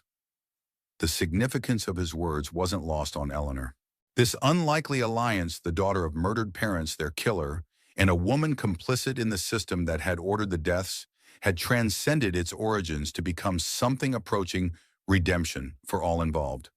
"Thank you." She looked between them, a small smile touching her lips. "It's strange, isn't it? How fate brings together the most unexpected companions?" "Not fate," Maggie corrected gently. "Choice is yours to seek truth rather than simple vengeance. Ethan's to question orders. He should have refused mine to finally confront a past I tried too long to bury." As the conversation turned to practical matters, trial preparations, testimony coordination, the ongoing investigation into Phoenix's upper-level authorization, Ethan found himself reflecting on Maggie's words. Choices, not fate, had indeed brought them to this point, and choices would determine what came next. Spring arrived in Montana with sudden warmth, snow retreating rapidly from the valleys, though it still capped the distant mountains. Silver Ridge bustled with renewed activity as freight schedules returned to normal, and Thornhill Railway regained its operational rhythm. 2 months had passed since the confrontation with the Colemans. Victor remained in Washington awaiting trial, while Marcus had been released on bail, his badge suspended pending investigation of Eleanor's abduction. Though he had departed Silver Ridge, his parting words to Sheriff Taylor that the town hadn't seen the last of him lingered as an unresolved threat. Ethan's conditional pardon had been finalized, the document arriving with official seals and signatures that transformed his legal status from fugitive to free man for the first time in 5 years. The conditions were straightforward: full cooperation with the Operation Phoenix investigation and quarterly reports to the Territorial Governor's Office, confirming his continued residence in Montana. His role at Thornhill Railway evolved as well. No longer merely Maggie's security chief and nominal husband, he had assumed broader responsibilities overseeing operations along the northern routes and representing the company in negotiations with mining interests. The work suited him: practical, challenging, and legitimate in a way he had never experienced before. Eleanor Walsh continued teaching at the Silver Ridge School, her position in the community strengthened rather than diminished by the revelations about her past. The town had embraced her as one of their own, protective and proud of the quiet courage she displayed in pursuing justice for her parents. On a warm Saturday in late April, Ethan supervised the loading of a special shipment at the main depot scientific equipment bound for a research station near Helena. As the crates were secured in the freight car, he noticed Eleanor approaching along the platform, a telegram clutched in her hand. "Mr. Blackwood." She called, her expression a mixture of excitement and apprehension. "News from Washington." Ethan signaled to the foreman to continue loading, then joined her in the shade of the depot awning. "What kind of news?" "The prosecutors have declined General Coleman's plea offer." She handed him the telegram. "They're proceeding with a full public trial, including all evidence related to Operation Phoenix." Ethan scanned the message, noting the decisive language. This must have come from the highest levels. Coleman has powerful friends who would prefer Phoenix remain buried. The prosecutor mentions new evidence that forced their hand. Eleanor's eyes held cautious optimism. "Documents from the War Department archives that corroborate my father's research." "That's significant. Coleman can't claim your father's notes were fabricated if the government's own records support them." Ethan returned the telegram. "How are you feeling about testifying?" Eleanor considered the question, the girlish vulnerability she occasionally still displayed, giving way to the determined woman she was becoming. "Ready, nervous, but ready. My father deserved better than to be silenced and forgotten. This is his voice speaking at last through me." "He would be proud of you," Ethan said softly, meaning it. "Few would have had the courage to pursue this as you have." A small smile touched her lips. "Pride feels like the wrong word for this situation, but I hope he would understand why I'm doing it, and with whom." The "with whom" hung in the air between them, an acknowledgement of the unlikely alliance she had formed with the man who killed her parents and the woman who had been part of the operation that ordered their deaths. The Wyoming authorities, after initial resistance, agreed to suspend their warrant pending the outcome of the federal investigation. Eleanor Walsh remained in Silver Ridge, continuing her teaching position while working with War Department investigators to interpret her father's research. Her relationship with Ethan and Maggie evolved into a cautious alliance. Not friendship exactly, but a shared commitment to ensuring that the truth about Operation Phoenix finally came to light. Eleanor nodded, a decision seemingly made. "Then perhaps we should travel together. Safety in numbers, especially with Marcus Coleman still harboring resentment against all of us." The suggestion surprised Ethan, though he kept his expression neutral. "You're certain the journey to Washington is long, and the three of us together might stir difficult emotions?" "Difficult emotions are unavoidable in this situation, Mr. Blackwood." Her directness reminded him of Maggie. "But I've found that facing them is preferable to letting them fester in isolation. Besides, we're connected now, whether we chose to be or not. Our shared purpose matters more than our complicated past." As they confirmed arrangements for the upcoming journey, Ethan marveled at the resilience of this young woman who had every reason to hate him, yet had chosen a more complex, more courageous path. Not forgiveness exactly, that would have been too simple, too clean for the messy reality they inhabited, but something equally powerful, a commitment to truth that transcended personal grievance. When he returned to the Thornhill estate that evening, Ethan found Maggie in the garden, supervising the planting of new rose bushes along the eastern wall. Spring had transformed the grounds barren all winter into a promise of coming beauty. Eleanor received word from Washington. He reported joining her beside a freshly turned flower bed. "The trial will proceed with full disclosure of Phoenix no plea. Deal." "As it should be."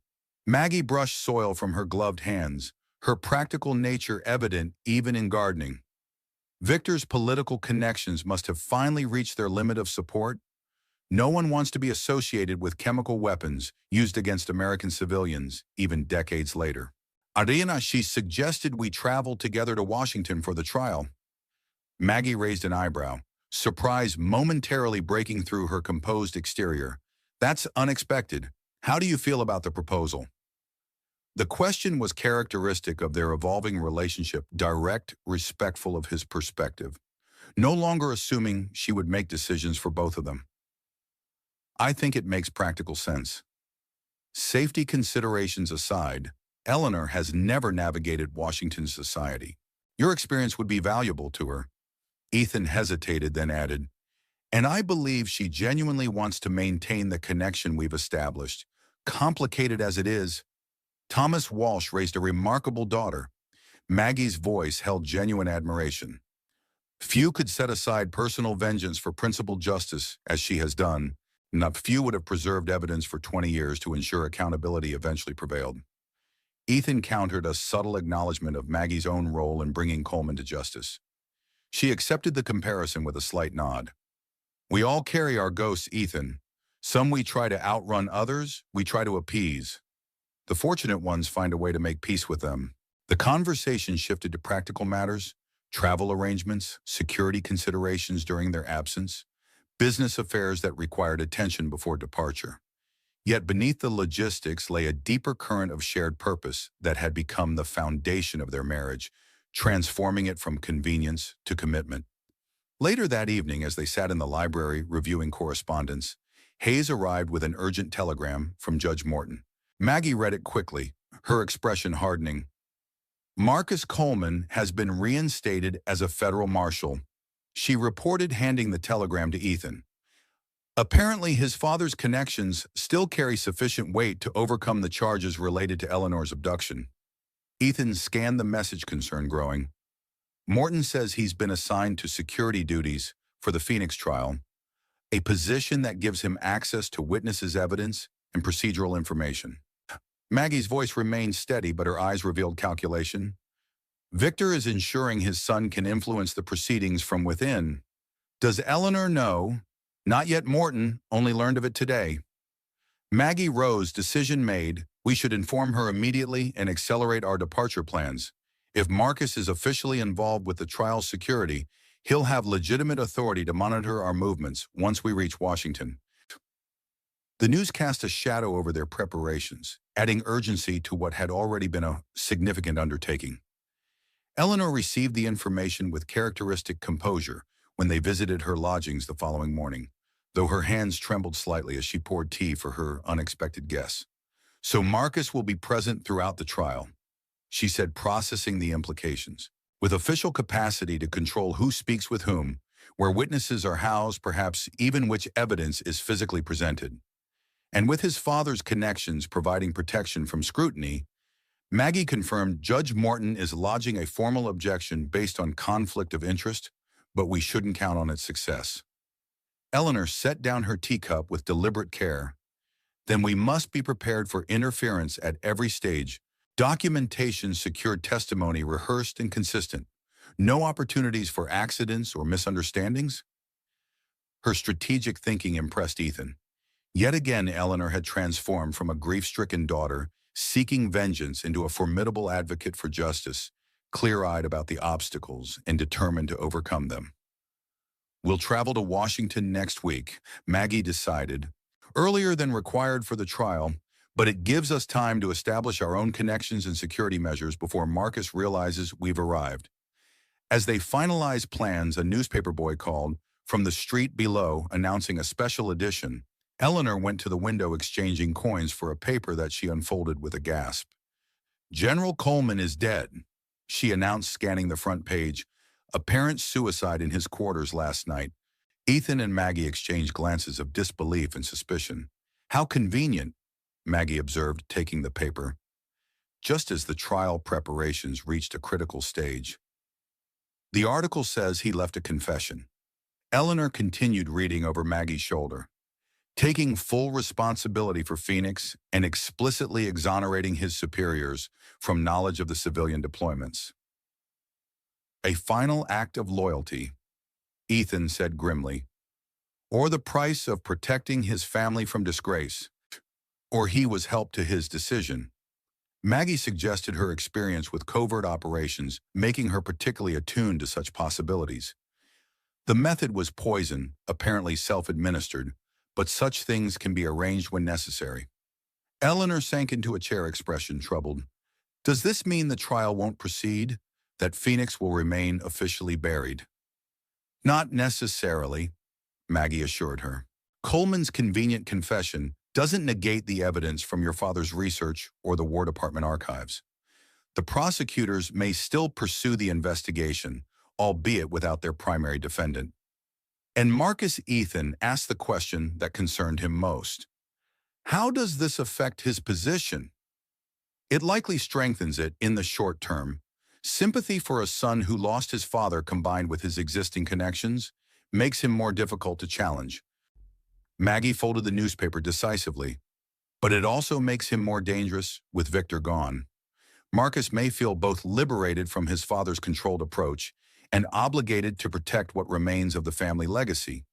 The implications hung heavily in the room, their primary adversary replaced by a potentially more volatile one.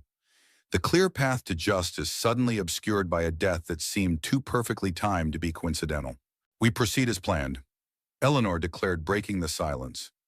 Whether General Coleman died by his own hand or another's, the truth about Phoenix deserves to be fully exposed. My father's work will not be wasted. Her determination seemed to settle the matter. Whatever complications Victor Coleman's death created, their course remained unchanged to Washington, to testimony to whatever culmination awaited the long-buried secrets of Operation Phoenix. Washington in early May shimmered with springtime vitality that belied the somber purpose of their visit. Cherry blossoms lined the avenues, government buildings gleamed white against blue skies, and the city bustled with the energy of a nation still expanding, still defining itself 2 decades after the war that had nearly torn it apart. Maggie secured accommodations at a discreet hotel favored by visiting businessmen, rather than the grander establishments where political figures might be encountered. Their arrival 3 days earlier than required by the official summons went unremarked and unannounced, a small advantage in the delicate maneuvering that would follow. The special committee hearings begin Monday. Maggie informed them as they gathered in her suite the morning after their arrival. Coleman's death has altered the format from a trial to an investigative proceeding, but the essential purpose remains to determine the full scope and authorization of Operation Phoenix. And our testimony? Eleanor asked, reviewing the documents spread across the table. Her father's journals, Maggie's preserved Phoenix Records official, summons papers for each of them, scheduled for Tuesday and Wednesday. The committee wishes to establish the operational framework before addressing specific incidents like your parents' deaths. Maggie hesitated, then added more gently, they're particularly interested in your father's antidote research, as it demonstrates both the lethality of the compounds and the efforts to mitigate civilian casualties. Eleanor nodded, steeling herself for the ordeal ahead. And Marcus has his role been defined. He's officially assigned to committee security, though I've received information that he's been conducting private meetings with several committee members. Maggie's network of contacts cultivated over decades had already proven valuable in navigating Washington's complex power structures. He's attempting to influence the trajectory of the hearings. Ethan, who had been standing by the window observing the street below, turned back to them. We have visitors. 2 men in Army uniforms just entered the hotel. One matches the description of Colonel Phillips, the committee chairman. Maggie rose, smoothing her skirt with practiced composure. Earlier than expected, but not unwelcome. An informal discussion before the hearings could work to our advantage. Minutes later, a hotel clerk knocked at their door, announcing Colonel James Phillips and Major Thomas Reston of the War Department Investigation Division. Maggie received them with appropriate formality, making introductions and offering refreshments with the smooth expertise of a Washington veteran. Colonel Phillips, a career officer in his late 50s, with the weathered features of a man who had seen combat, came directly to the point after minimal pleasantries.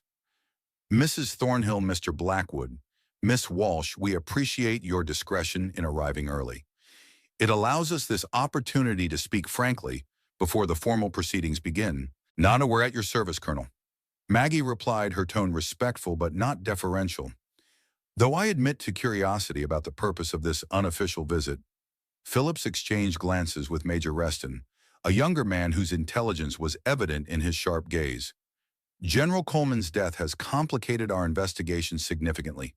His written confession, while convenient for certain parties, conflicts with documentary evidence we've uncovered in the War Department archives. Convenient indeed, Maggie observed neutrally. One might almost suspect timing designed to shield others from scrutiny. One might. Phillips agreed, his expression suggesting he shared her suspicion, which brings us to the purpose of our visit. The committee faces considerable pressure to accept Coleman's confession as the final word on Phoenix, conclude the hearings quickly, and allow certain powerful individuals to avoid public association with a chemical weapons program used against American civilians. Eleanor leaned forward slightly. You don't intend to yield to that pressure? No, Miss Walsh, we do not. The colonel's voice carried conviction. But we need your help to ensure the full truth emerges. Your testimony, combined with your father's research and Mrs. Thornhill's documentation, provides our strongest evidence that Phoenix was authorized at levels far above Coleman. And my testimony, Ethan asked, how does it factor into your strategy? Major Reston spoke for the first time, his tone precise and measured. Your direct connection to Thomas Walsh's elimination creates a clear link between Phoenix's scientific aspects and the effort to suppress evidence of its civilian applications. Combined with Mrs. Thornhill's intelligence background and Miss Walsh's father's research, it forms a compelling narrative that will be difficult for the committee to dismiss. Even with Marshal Coleman attempting to influence the proceedings, Maggie's question went to the heart of their concern. Marshal Coleman presents a challenge. Phillips acknowledged his reinstatement despite the serious allegations regarding Miss Walsh's abduction suggests powerful patronage. However, his very presence on the committee security detail creates a vulnerability we can exploit. How so? Eleanor asked, conflict of interest. Reston explained, we've arranged for a respected newspaper to question his appointment publicly in tomorrow's edition.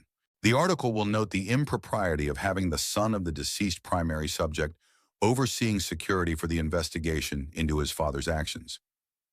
The strategic thinking impressed Ethan Phillips, and Reston were clearly experienced in Washington's particular brand of power politics, where public perception often mattered more than private reality. There's another matter you should be aware of. Phillips continued, his expression growing more serious. We have credible information that certain parties may attempt to prevent your testimony through means outside the official process. Threats. Ethan asked directly, possibly we've arranged additional security for all of you, discreetly, but you should exercise caution, particularly regarding unexpected contacts or invitations.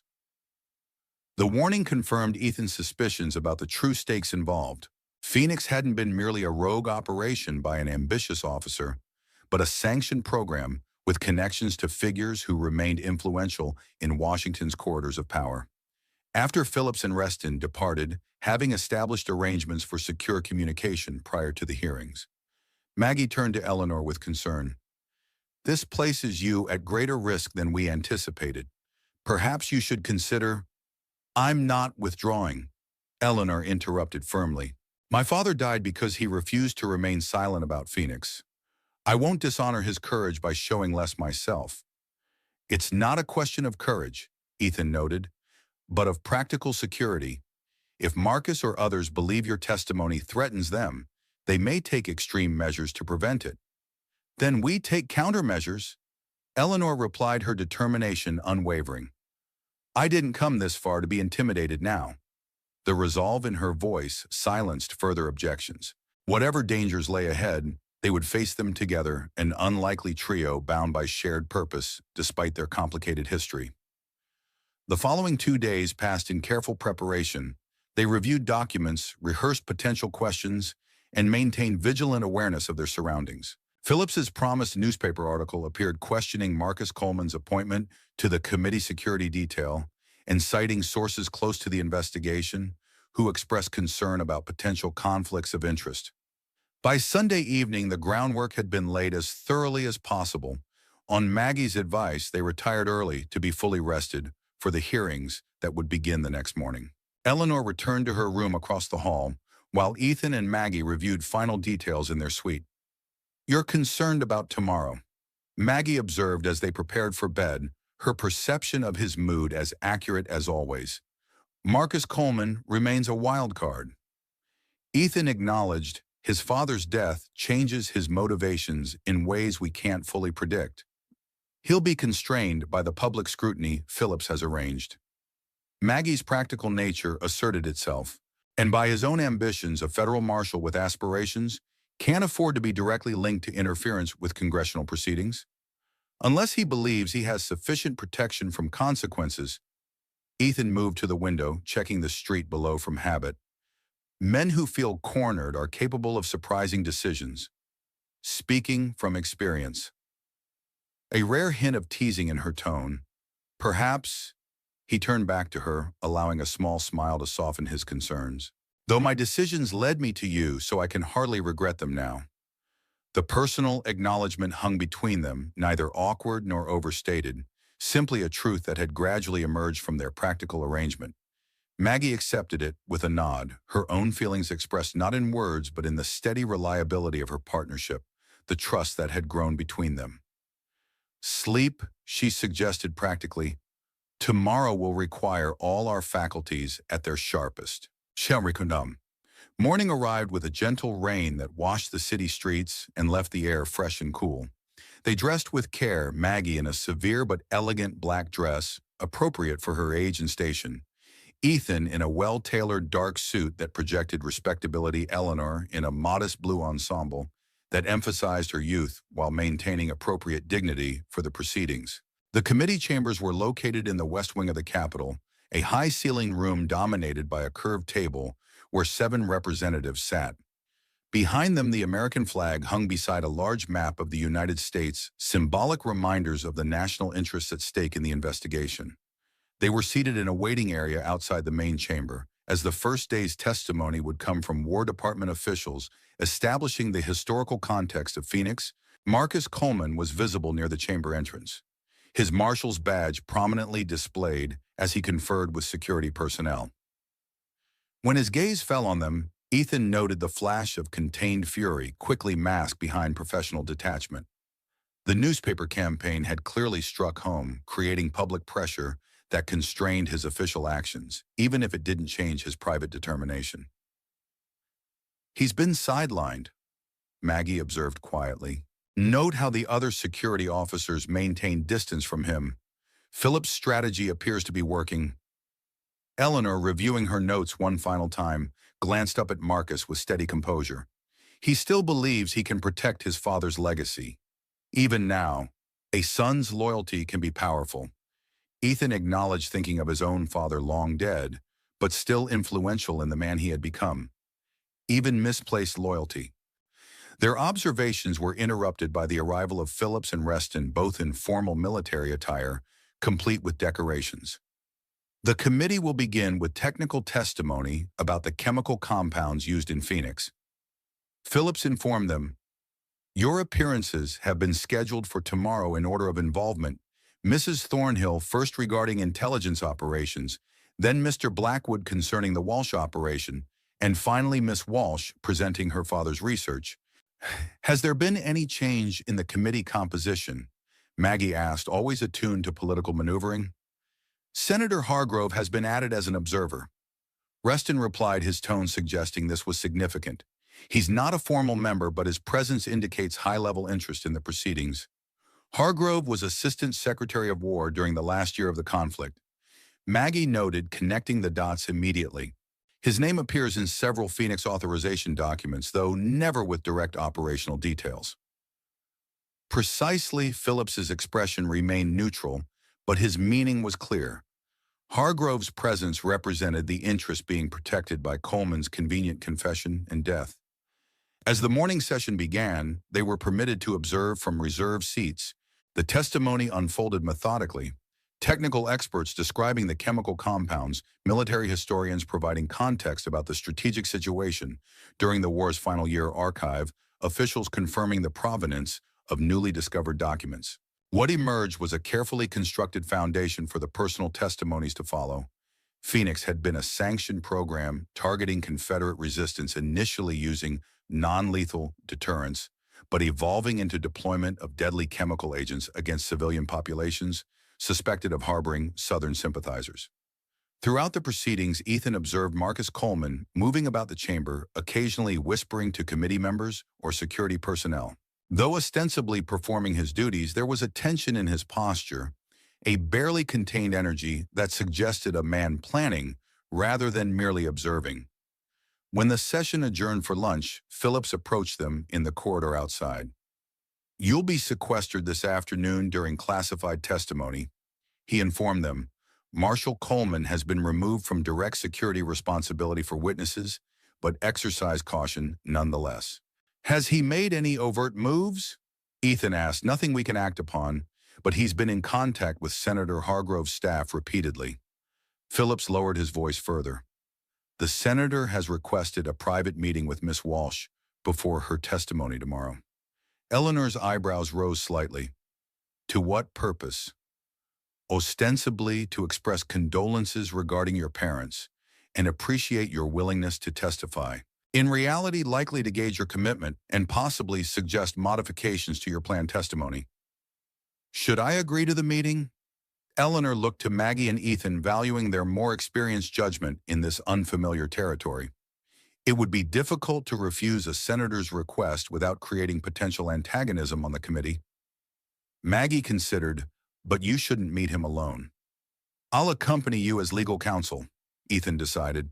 His protective instinct toward Eleanor had evolved from guilt-driven obligation to genuine concern for her well-being. "That's entirely appropriate, given the sensitive nature of your testimony." Phillips nodded approval. "The meeting is scheduled for 5 o'clock at the senator's office. I'll arrange for a military escort to and from the location." With a brief nod to each of them, he returned to the chamber where the afternoon session was preparing to begin. They spent the remaining hours in a secure anteroom, reviewing their testimonies one final time and discussing potential questions the committee might pose. Eleanor was particularly focused on ensuring her father's research would be presented accurately, her determination to honor his work evident in her meticulous preparation.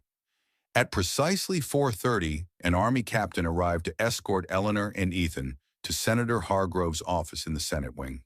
The corridors of power were quieter now the day's formal business concluded, though lights still burned in many offices where the real work of government continued behind closed doors. Senator William Hargrove's office reflected his status. Spacious, elegantly appointed with historical artifacts and framed documents, the American flag prominently displayed behind his mahogany desk. The senator himself rose as they were announced, a tall man in his 60s, with silver hair and the confident bearing of someone accustomed to authority. "Miss Walsh, Mr. Blackwood." His handshake was firm, his smile practiced, but not quite reaching his eyes. "Thank you for accommodating my request on such short notice." "The committee's work is our highest priority, Senator," Eleanor replied with appropriate respect that stopped short of deference. "Please be seated." Hargrove gestured to leather chairs arranged in a conversational grouping. "I wanted this opportunity to speak frankly before tomorrow's formal proceedings." Ethan noted the absence of staff or aides, unusual for a senator who typically maintained witnesses to conversations that might later prove politically significant. The privacy suggested Hargrove intended to speak more directly than he would on the record.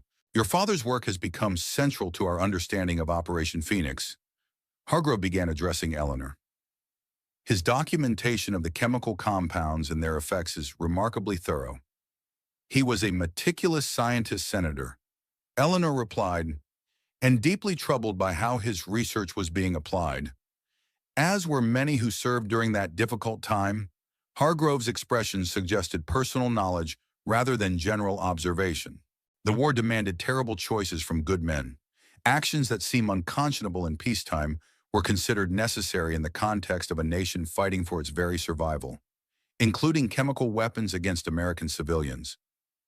Ethan's question, cut through the generalities, deliberately provocative. Hargrove's gaze shifted to him, calculating rather than offended. The historical record is complex, Mr. Blackwood. Copper Creek and similar incidents occurred in regions with active Confederate guerrilla operations targeting Union supply lines and personnel. With respect, Senator, Eleanor interjected, her voice steady. My father's research documented that no meaningful military targets existed in several Phoenix deployment areas. The civilian casualties were not collateral damage, but the primary objective to create terror that would discourage support for Confederate remnants. Sarnan, a perspective that will certainly be considered by the committee. Hargrove's tone remained measured, though a tightness around his eyes suggested Eleanor's directness had struck home. Which brings me to the purpose of this meeting. Your testimony tomorrow carries significant weight. Miss Walsh, as the daughter of Phoenix's chief scientist, and with access to his personal records, you speak with unique authority. I'm aware of the responsibility, she acknowledged. Then you must also be aware of the broader implications. Hargrove leaned forward slightly. Operation Phoenix occurred nearly 20 years ago during wartime under extraordinary pressures. Exposing every detail now serves little practical purpose beyond damaging the reputations of men who otherwise served their country honorably.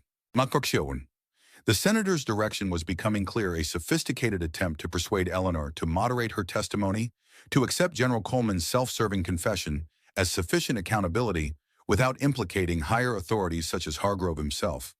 My father believed the truth mattered. Eleanor replied simply, he was prepared to risk everything to expose what Phoenix really was not, what its architects claimed it to be. I intend to honor that courage with complete candor before the committee. Hargrove's expression hardened slightly.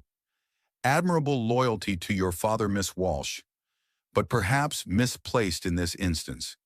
There are considerations beyond the strictly historical that might influence your perspective. What kind of considerations? Ethan asked, alert to the implied shift from persuasion toward something closer to pressure. Practical ones. Hargrove directed his response to Eleanor rather than Ethan. Your future career in education, for instance. A young woman of your intelligence and dedication deserves opportunities beyond a small frontier schoolhouse. With the right introductions, positions in prestigious Eastern institutions might become available. The bribe, elegant in its presentation but unmistakable in its intent, hung in the air between them. Eleanor's expression remained composed, though a flush of color touched her cheeks. Anger rather than temptation, Ethan noted with approval. Or conversely, Hargrove continued when she didn't immediately respond. Excessive zeal in pursuing old wounds might create unfortunate obstacles. The educational establishment values discretion and judgment in its members. The threat accompanying the bribe was equally clear. Moderate your testimony or face professional consequences. Ethan tensed, restraining himself from the confrontational response that instinct demanded. This was Eleanor's battle to fight her integrity being tested. Senator Hargrove, she said finally, her voice quiet but firm. My father died because he refused to remain silent about crimes committed in the name of necessity. He believed truth and accountability mattered more than personal advantage or protection of powerful interests. She rose from her chair, signaling the conversation's end. I share that belief and will testify accordingly tomorrow. Hargrove remained seated, studying her with an expression that mixed irritation and reluctant respect. You've made your position clear, Miss Walsh. I hope you've considered all possible consequences of that decision. I believe she has, Senator, Ethan interjected, standing beside Eleanor. As have all of us involved in this investigation. The implied warning in his tone wasn't lost on Hargrove, whose gaze hardened as he finally rose. Then we'll hear your full testimony tomorrow before the committee and the public record. Good evening to you both. They departed without further exchange, the Army captain waiting outside to escort them back to the hotel. Night had fallen, Washington streets illuminated by gas lamps that cast pools of yellow light at regular intervals. the Capitol dome gleaming white against the darkened sky. "Are you all right?" Ethan asked as their carriage moved through the evening traffic. Eleanor nodded, though tension remained visible in her posture. "I expected attempts to influence my testimony, but not quite so direct. Hargrove has more at stake than most. His signature appears on several Phoenix authorization documents, though always with plausible deniability about the specific applications. He was testing my resolve," Eleanor concluded, "and now that he knows, I won't be persuaded or intimidated through normal channels." "He'll consider other approaches," Ethan finished grimly. "We'll need to be extra vigilant tonight and tomorrow. Your testimony is scheduled for afternoon after Maggie's and mine. That gives Hargrove and his allies time to make additional attempts to prevent or modify what you'll say." When they reached the hotel, Maggie was waiting in the lobby, her expression betraying unusual concern. Colonel Phillips sent word. She informed them quietly as they moved toward the stairs. "Marcus Coleman has been temporarily removed from committee security duty following a formal complaint about conflict of interest. That should limit his ability to interfere," Ethan observed, though something in Maggie's manner suggested there was more to the situation. "It also means he's no longer constrained by official responsibilities or public scrutiny." She pointed out, "The colonel has arranged additional security for the hotel tonight.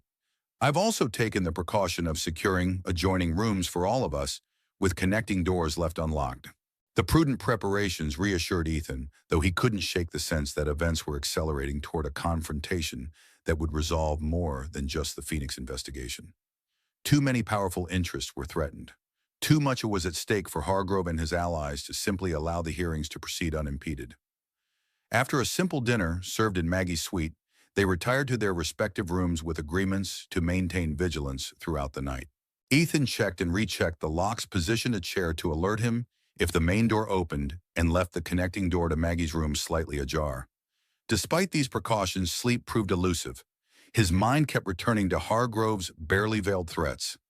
Marcus Coleman's contained fury and the complex web of power and protection that had shielded Phoenix's architects for nearly 2 decades. They were challenging forces that had successfully buried the truth for generations, forces unlikely to surrender without a final, desperate effort to maintain their secrets. Sometime after midnight, a soft knock at the connecting door brought him instantly alert. Maggie entered, still fully dressed, despite the late hour. Her expression troubled. "Eleanor's gone," she said without preamble. "Her bed is empty, her coat missing. The main door was locked from the inside, but the window to the fire escape is open." Alarm coursed through Ethan as he grabbed his coat and gun. "How long will unknown? I checked an hour ago, and she was reading in bed. When I heard movement just now and looked again, she was gone."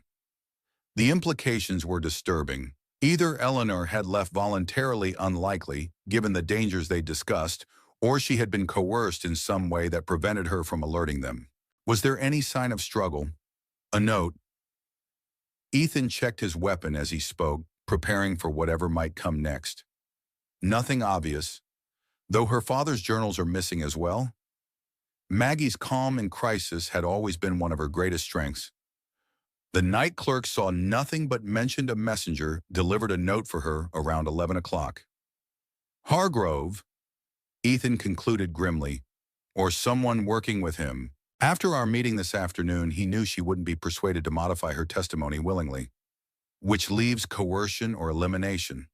Maggie finished the thought, "We need to find her before either becomes irreversible." "The War Department documents," Ethan suggested as they moved rapidly down the hotel corridor. If Hargrove or Coleman wanted to maximize the impact of taking Eleanor, they'd want her father's research as well, the primary evidence supporting her testimony. "The documents are in Colonel Phillips's custody at the War Department," Maggie recalled, "well secured but not impregnable if someone with official standing like Marcus attempted access." Their discussion continued as they reached the lobby, now dimly lit and staffed only by a drowsy night clerk who confirmed that Miss Miller had departed with a military officer shortly after 11, appearing to go willingly, if somewhat urgently. Outside, the streets were nearly deserted, a light rain lending a ghostly quality to the gas lamps that illuminated the wide avenues. Ethan assessed their options rapidly. They needed transportation information and potentially armed support if Eleanor had indeed been taken by Coleman or Hargrove's agents. The War Department. He decided, if they're after the documents as well as Eleanor, that's where they go, and Phillips may still be working, given tomorrow's hearings. They secured a late-night hackney cab offering extra payment for speed to the fortress-like War Department building several blocks away. As they approached, activity around the normally quiet nighttime entrance suggested something unusual was happening. Guards at higher alert lamps lit in offices that should have been dark at this hour. Colonel Phillips met them in the lobby, his uniform rumpled as if he'd been wearing it continuously since the hearings. "Mrs. Thornhill." "Mr. Blackwood, I was about to send for you. Miss Walsh is here." "Is she all right?"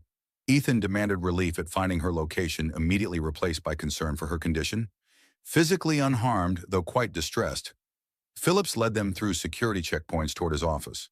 "She arrived with Marshal Coleman approximately 40 minutes ago, claiming urgent need to verify something in her father's research before tomorrow's testimony." "And you believed this?" Maggie's skepticism was evident. "Not entirely, which is why I sent for Major Reston in additional security." Phillips' expression was grim. Coleman presented proper credentials and authorization paperwork that appeared legitimate, though the timing raised obvious concerns. As they reached his office, Ethan saw Eleanor through the glass panel in the door, seated at a desk with her father's journals open before her. She seemed physically unharmed but visibly tense, her posture suggesting someone trying to maintain composure under significant stress. Major Reston stood nearby, while two armed soldiers positioned themselves at the door. "Marshal Coleman?" Ethan asked, noting his absence. Escorted to another office for questioning regarding his authorization documents, which appeared to have been forged, Phillips lowered his voice. Miss Walsh indicated she came willingly after receiving a note claiming new evidence had been discovered that required immediate verification against her father's research. A pretense to separate her from us and bring her here with the journals? Maggie concluded, but to what end? The official documents remain secure. They do, Phillips confirmed. Though Coleman attempted to gain access to the evidence vault using the same forged authorization, fortunately, our night security protocols require secondary verification for document removal. They entered the office, Eleanor's relief evident as she saw them. They threatened Silver Ridge, she said without preamble, dispensing with explanations of how she had been lured away. Marshal Coleman showed me telegrams suggesting men under his authority would target the school children if I testified fully tomorrow. Desperation. Ethan observed fury building at the tactics employed against her. Coleman knows the hearings have advanced too far to be stopped completely. He's trying to neutralize the most damaging testimony, yours. And those telegrams? Maggie asked, her analytical mind focusing on practical verification. Being traced now? Phillips replied. Preliminary assessments suggest they're forgeries as well, but we're taking no chances. I've already contacted the Territorial Governor's office to arrange additional security for Silver Ridge as a precaution. Eleanor's hands trembled slightly as she closed her father's journal. I knew they might try to stop me personally, but I never imagined they would threaten innocent children. It shows how desperately Hargrove and his allies fear your testimony, Ethan said gently. Your father's research provides the clearest evidence that Phoenix deliberately targeted civilians and that the highest levels of command knew about it. The question becomes how to proceed. Phillips interjected. Marshal Coleman is technically in custody, but Senator Hargrove remains a powerful figure on the committee. If he was involved in tonight's attempt to coerce Miss Walsh, he was, Eleanor confirmed. Marshal Coleman mentioned consulting with him after our meeting this afternoon, developing this approach when it became clear I wouldn't be persuaded or bribed. Phillips's expression hardened. That creates a complex situation. A sitting senator implicated in witness tampering would normally trigger significant procedural consequences, but with the Phoenix hearings already politically sensitive. The hearings proceed as scheduled, Maggie stated firmly. With additional security measures and full disclosure of tonight's events as part of the official record, attempting to shield Hargrove would only perpetuate the culture of protection that allowed Phoenix to remain buried for 20 years. The colonel considered her proposal, then nodded decisively. Agreed, I'll make arrangements for armed escorts for all witnesses tomorrow and ensure the committee chairman is briefed on Senator Hargrove's apparent involvement in witness intimidation. As they finalized plans for the following day's testimony, Ethan observed Eleanor still shaken by the night's events, but resolute in her determination to fulfill her father's legacy. The cruel attempt to manipulate her through threats to innocent children had, if anything, strengthened her commitment to exposing the full truth about Phoenix and those who had authorized it. Dawn arrived with clearing skies and renewed purpose. Under military escort, they returned briefly to the hotel to prepare for the day's hearings, then proceeded directly to the capital word of Marshal Coleman's detention, and the allegations against Senator Hargrove had spread rapidly through Washington's political circles, adding an extra layer of tension to the already charged atmosphere. The committee chamber was filled beyond capacity, additional chairs brought in for military officers, government officials, and select press representatives. Hargrove was conspicuously absent from his observer's position, though no official explanation had been provided for his withdrawal from the proceedings. Maggie testified first, her composure unshaken as she detailed the intelligence operations that had supported Phoenix. Her testimony carefully distinguished between legitimate wartime activities and the deliberate targeting of civilian populations that had characterized the program's later phases. When questioned about her own role, she acknowledged her complicity without evasion, emphasizing that truth and accountability mattered more than personal reputation. Ethan followed, describing the mission to eliminate Thomas Walsh and the chain of command that had presented the scientist as a security threat rather than a whistleblower attempting to expose war crimes. His testimony connected Coleman's direct orders to higher authorization, establishing that the general had not acted alone or without sanction from his superiors. Throughout both testimonies, Eleanor sat in the witness area, reviewing her notes one final time before her turn to address the committee.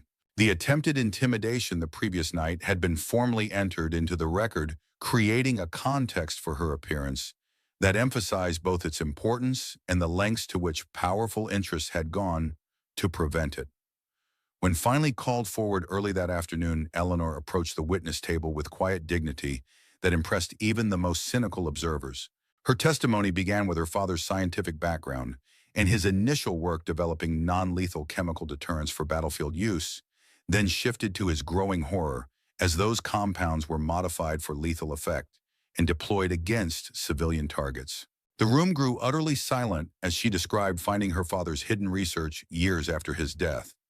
The chemical formulas, deployment maps, and casualty lists that documented Phoenix's true nature as a terror weapon against American civilians suspected of Confederate sympathies.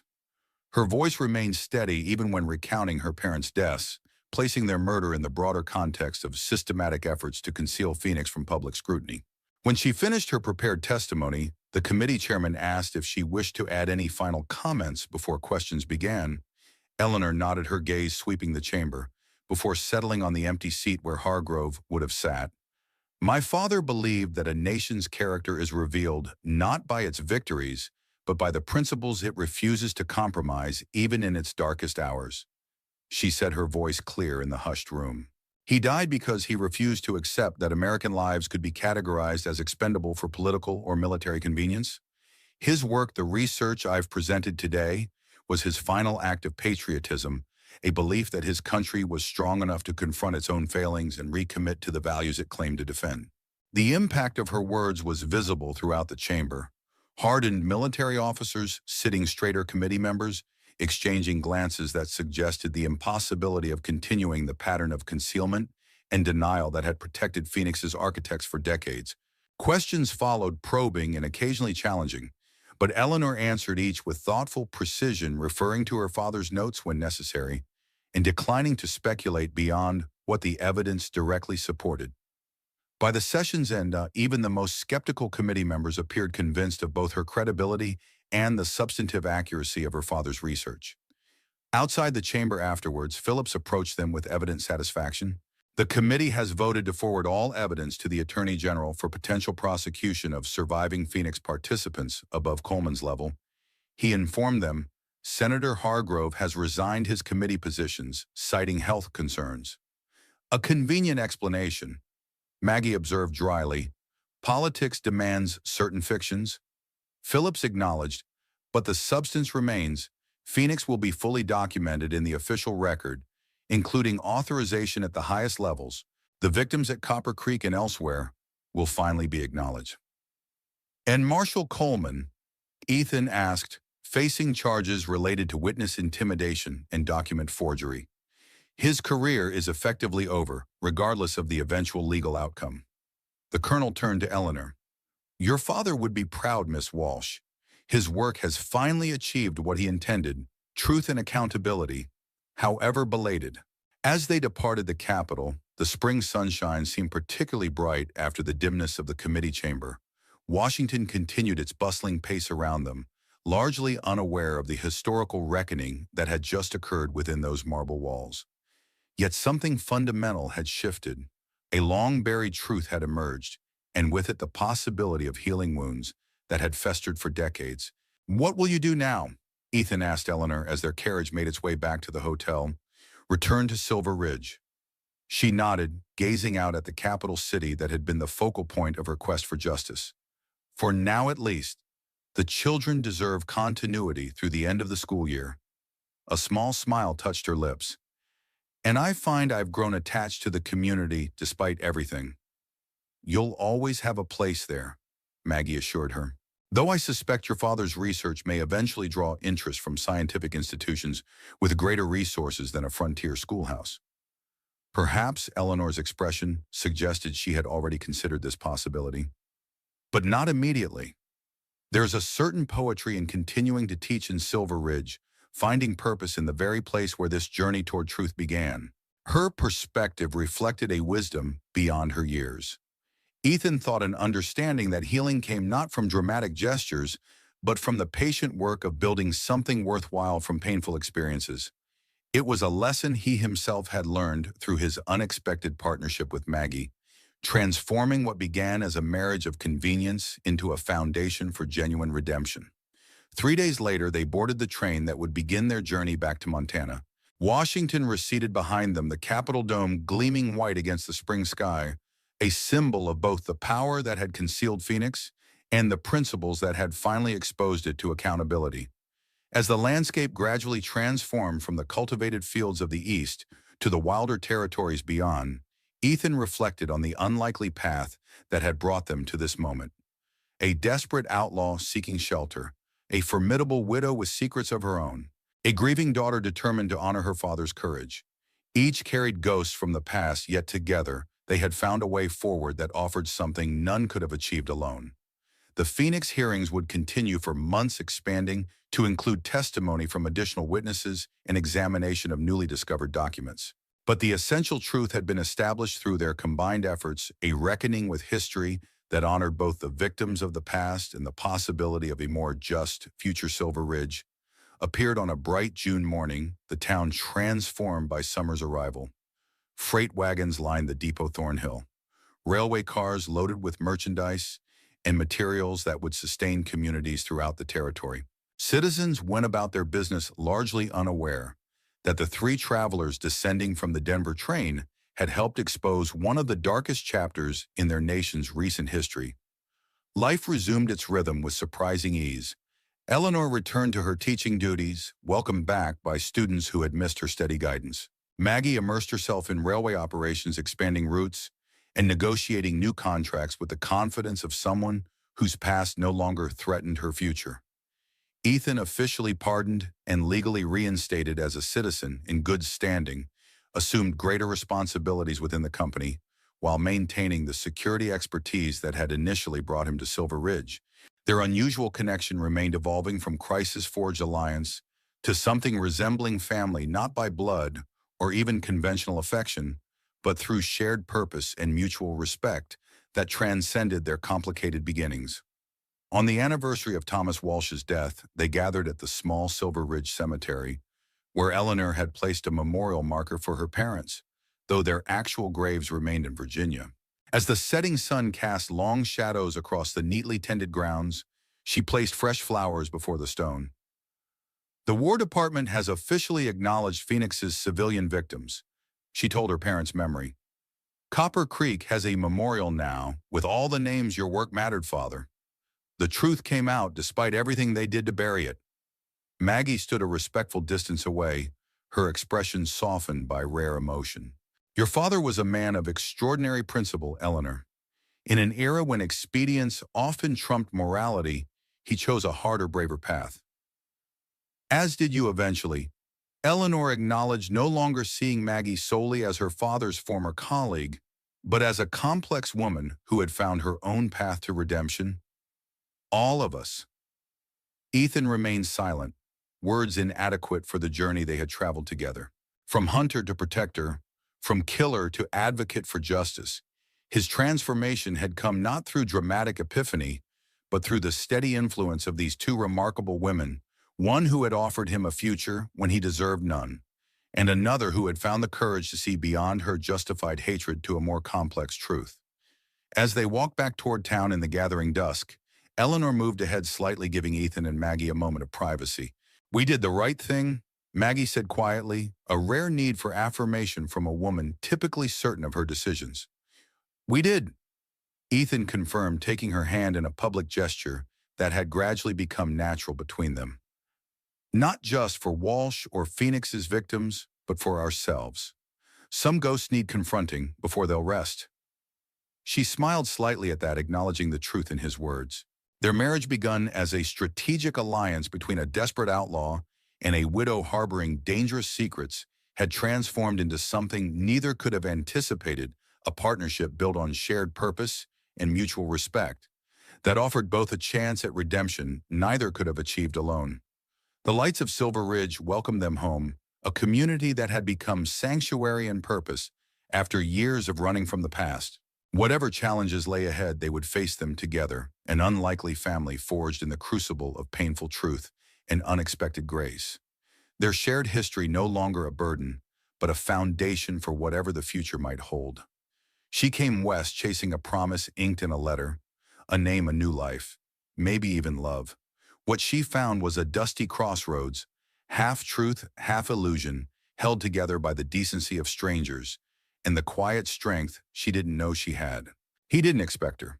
He wasn't the man from the letter, but he was the man who stood still when everyone else turned away.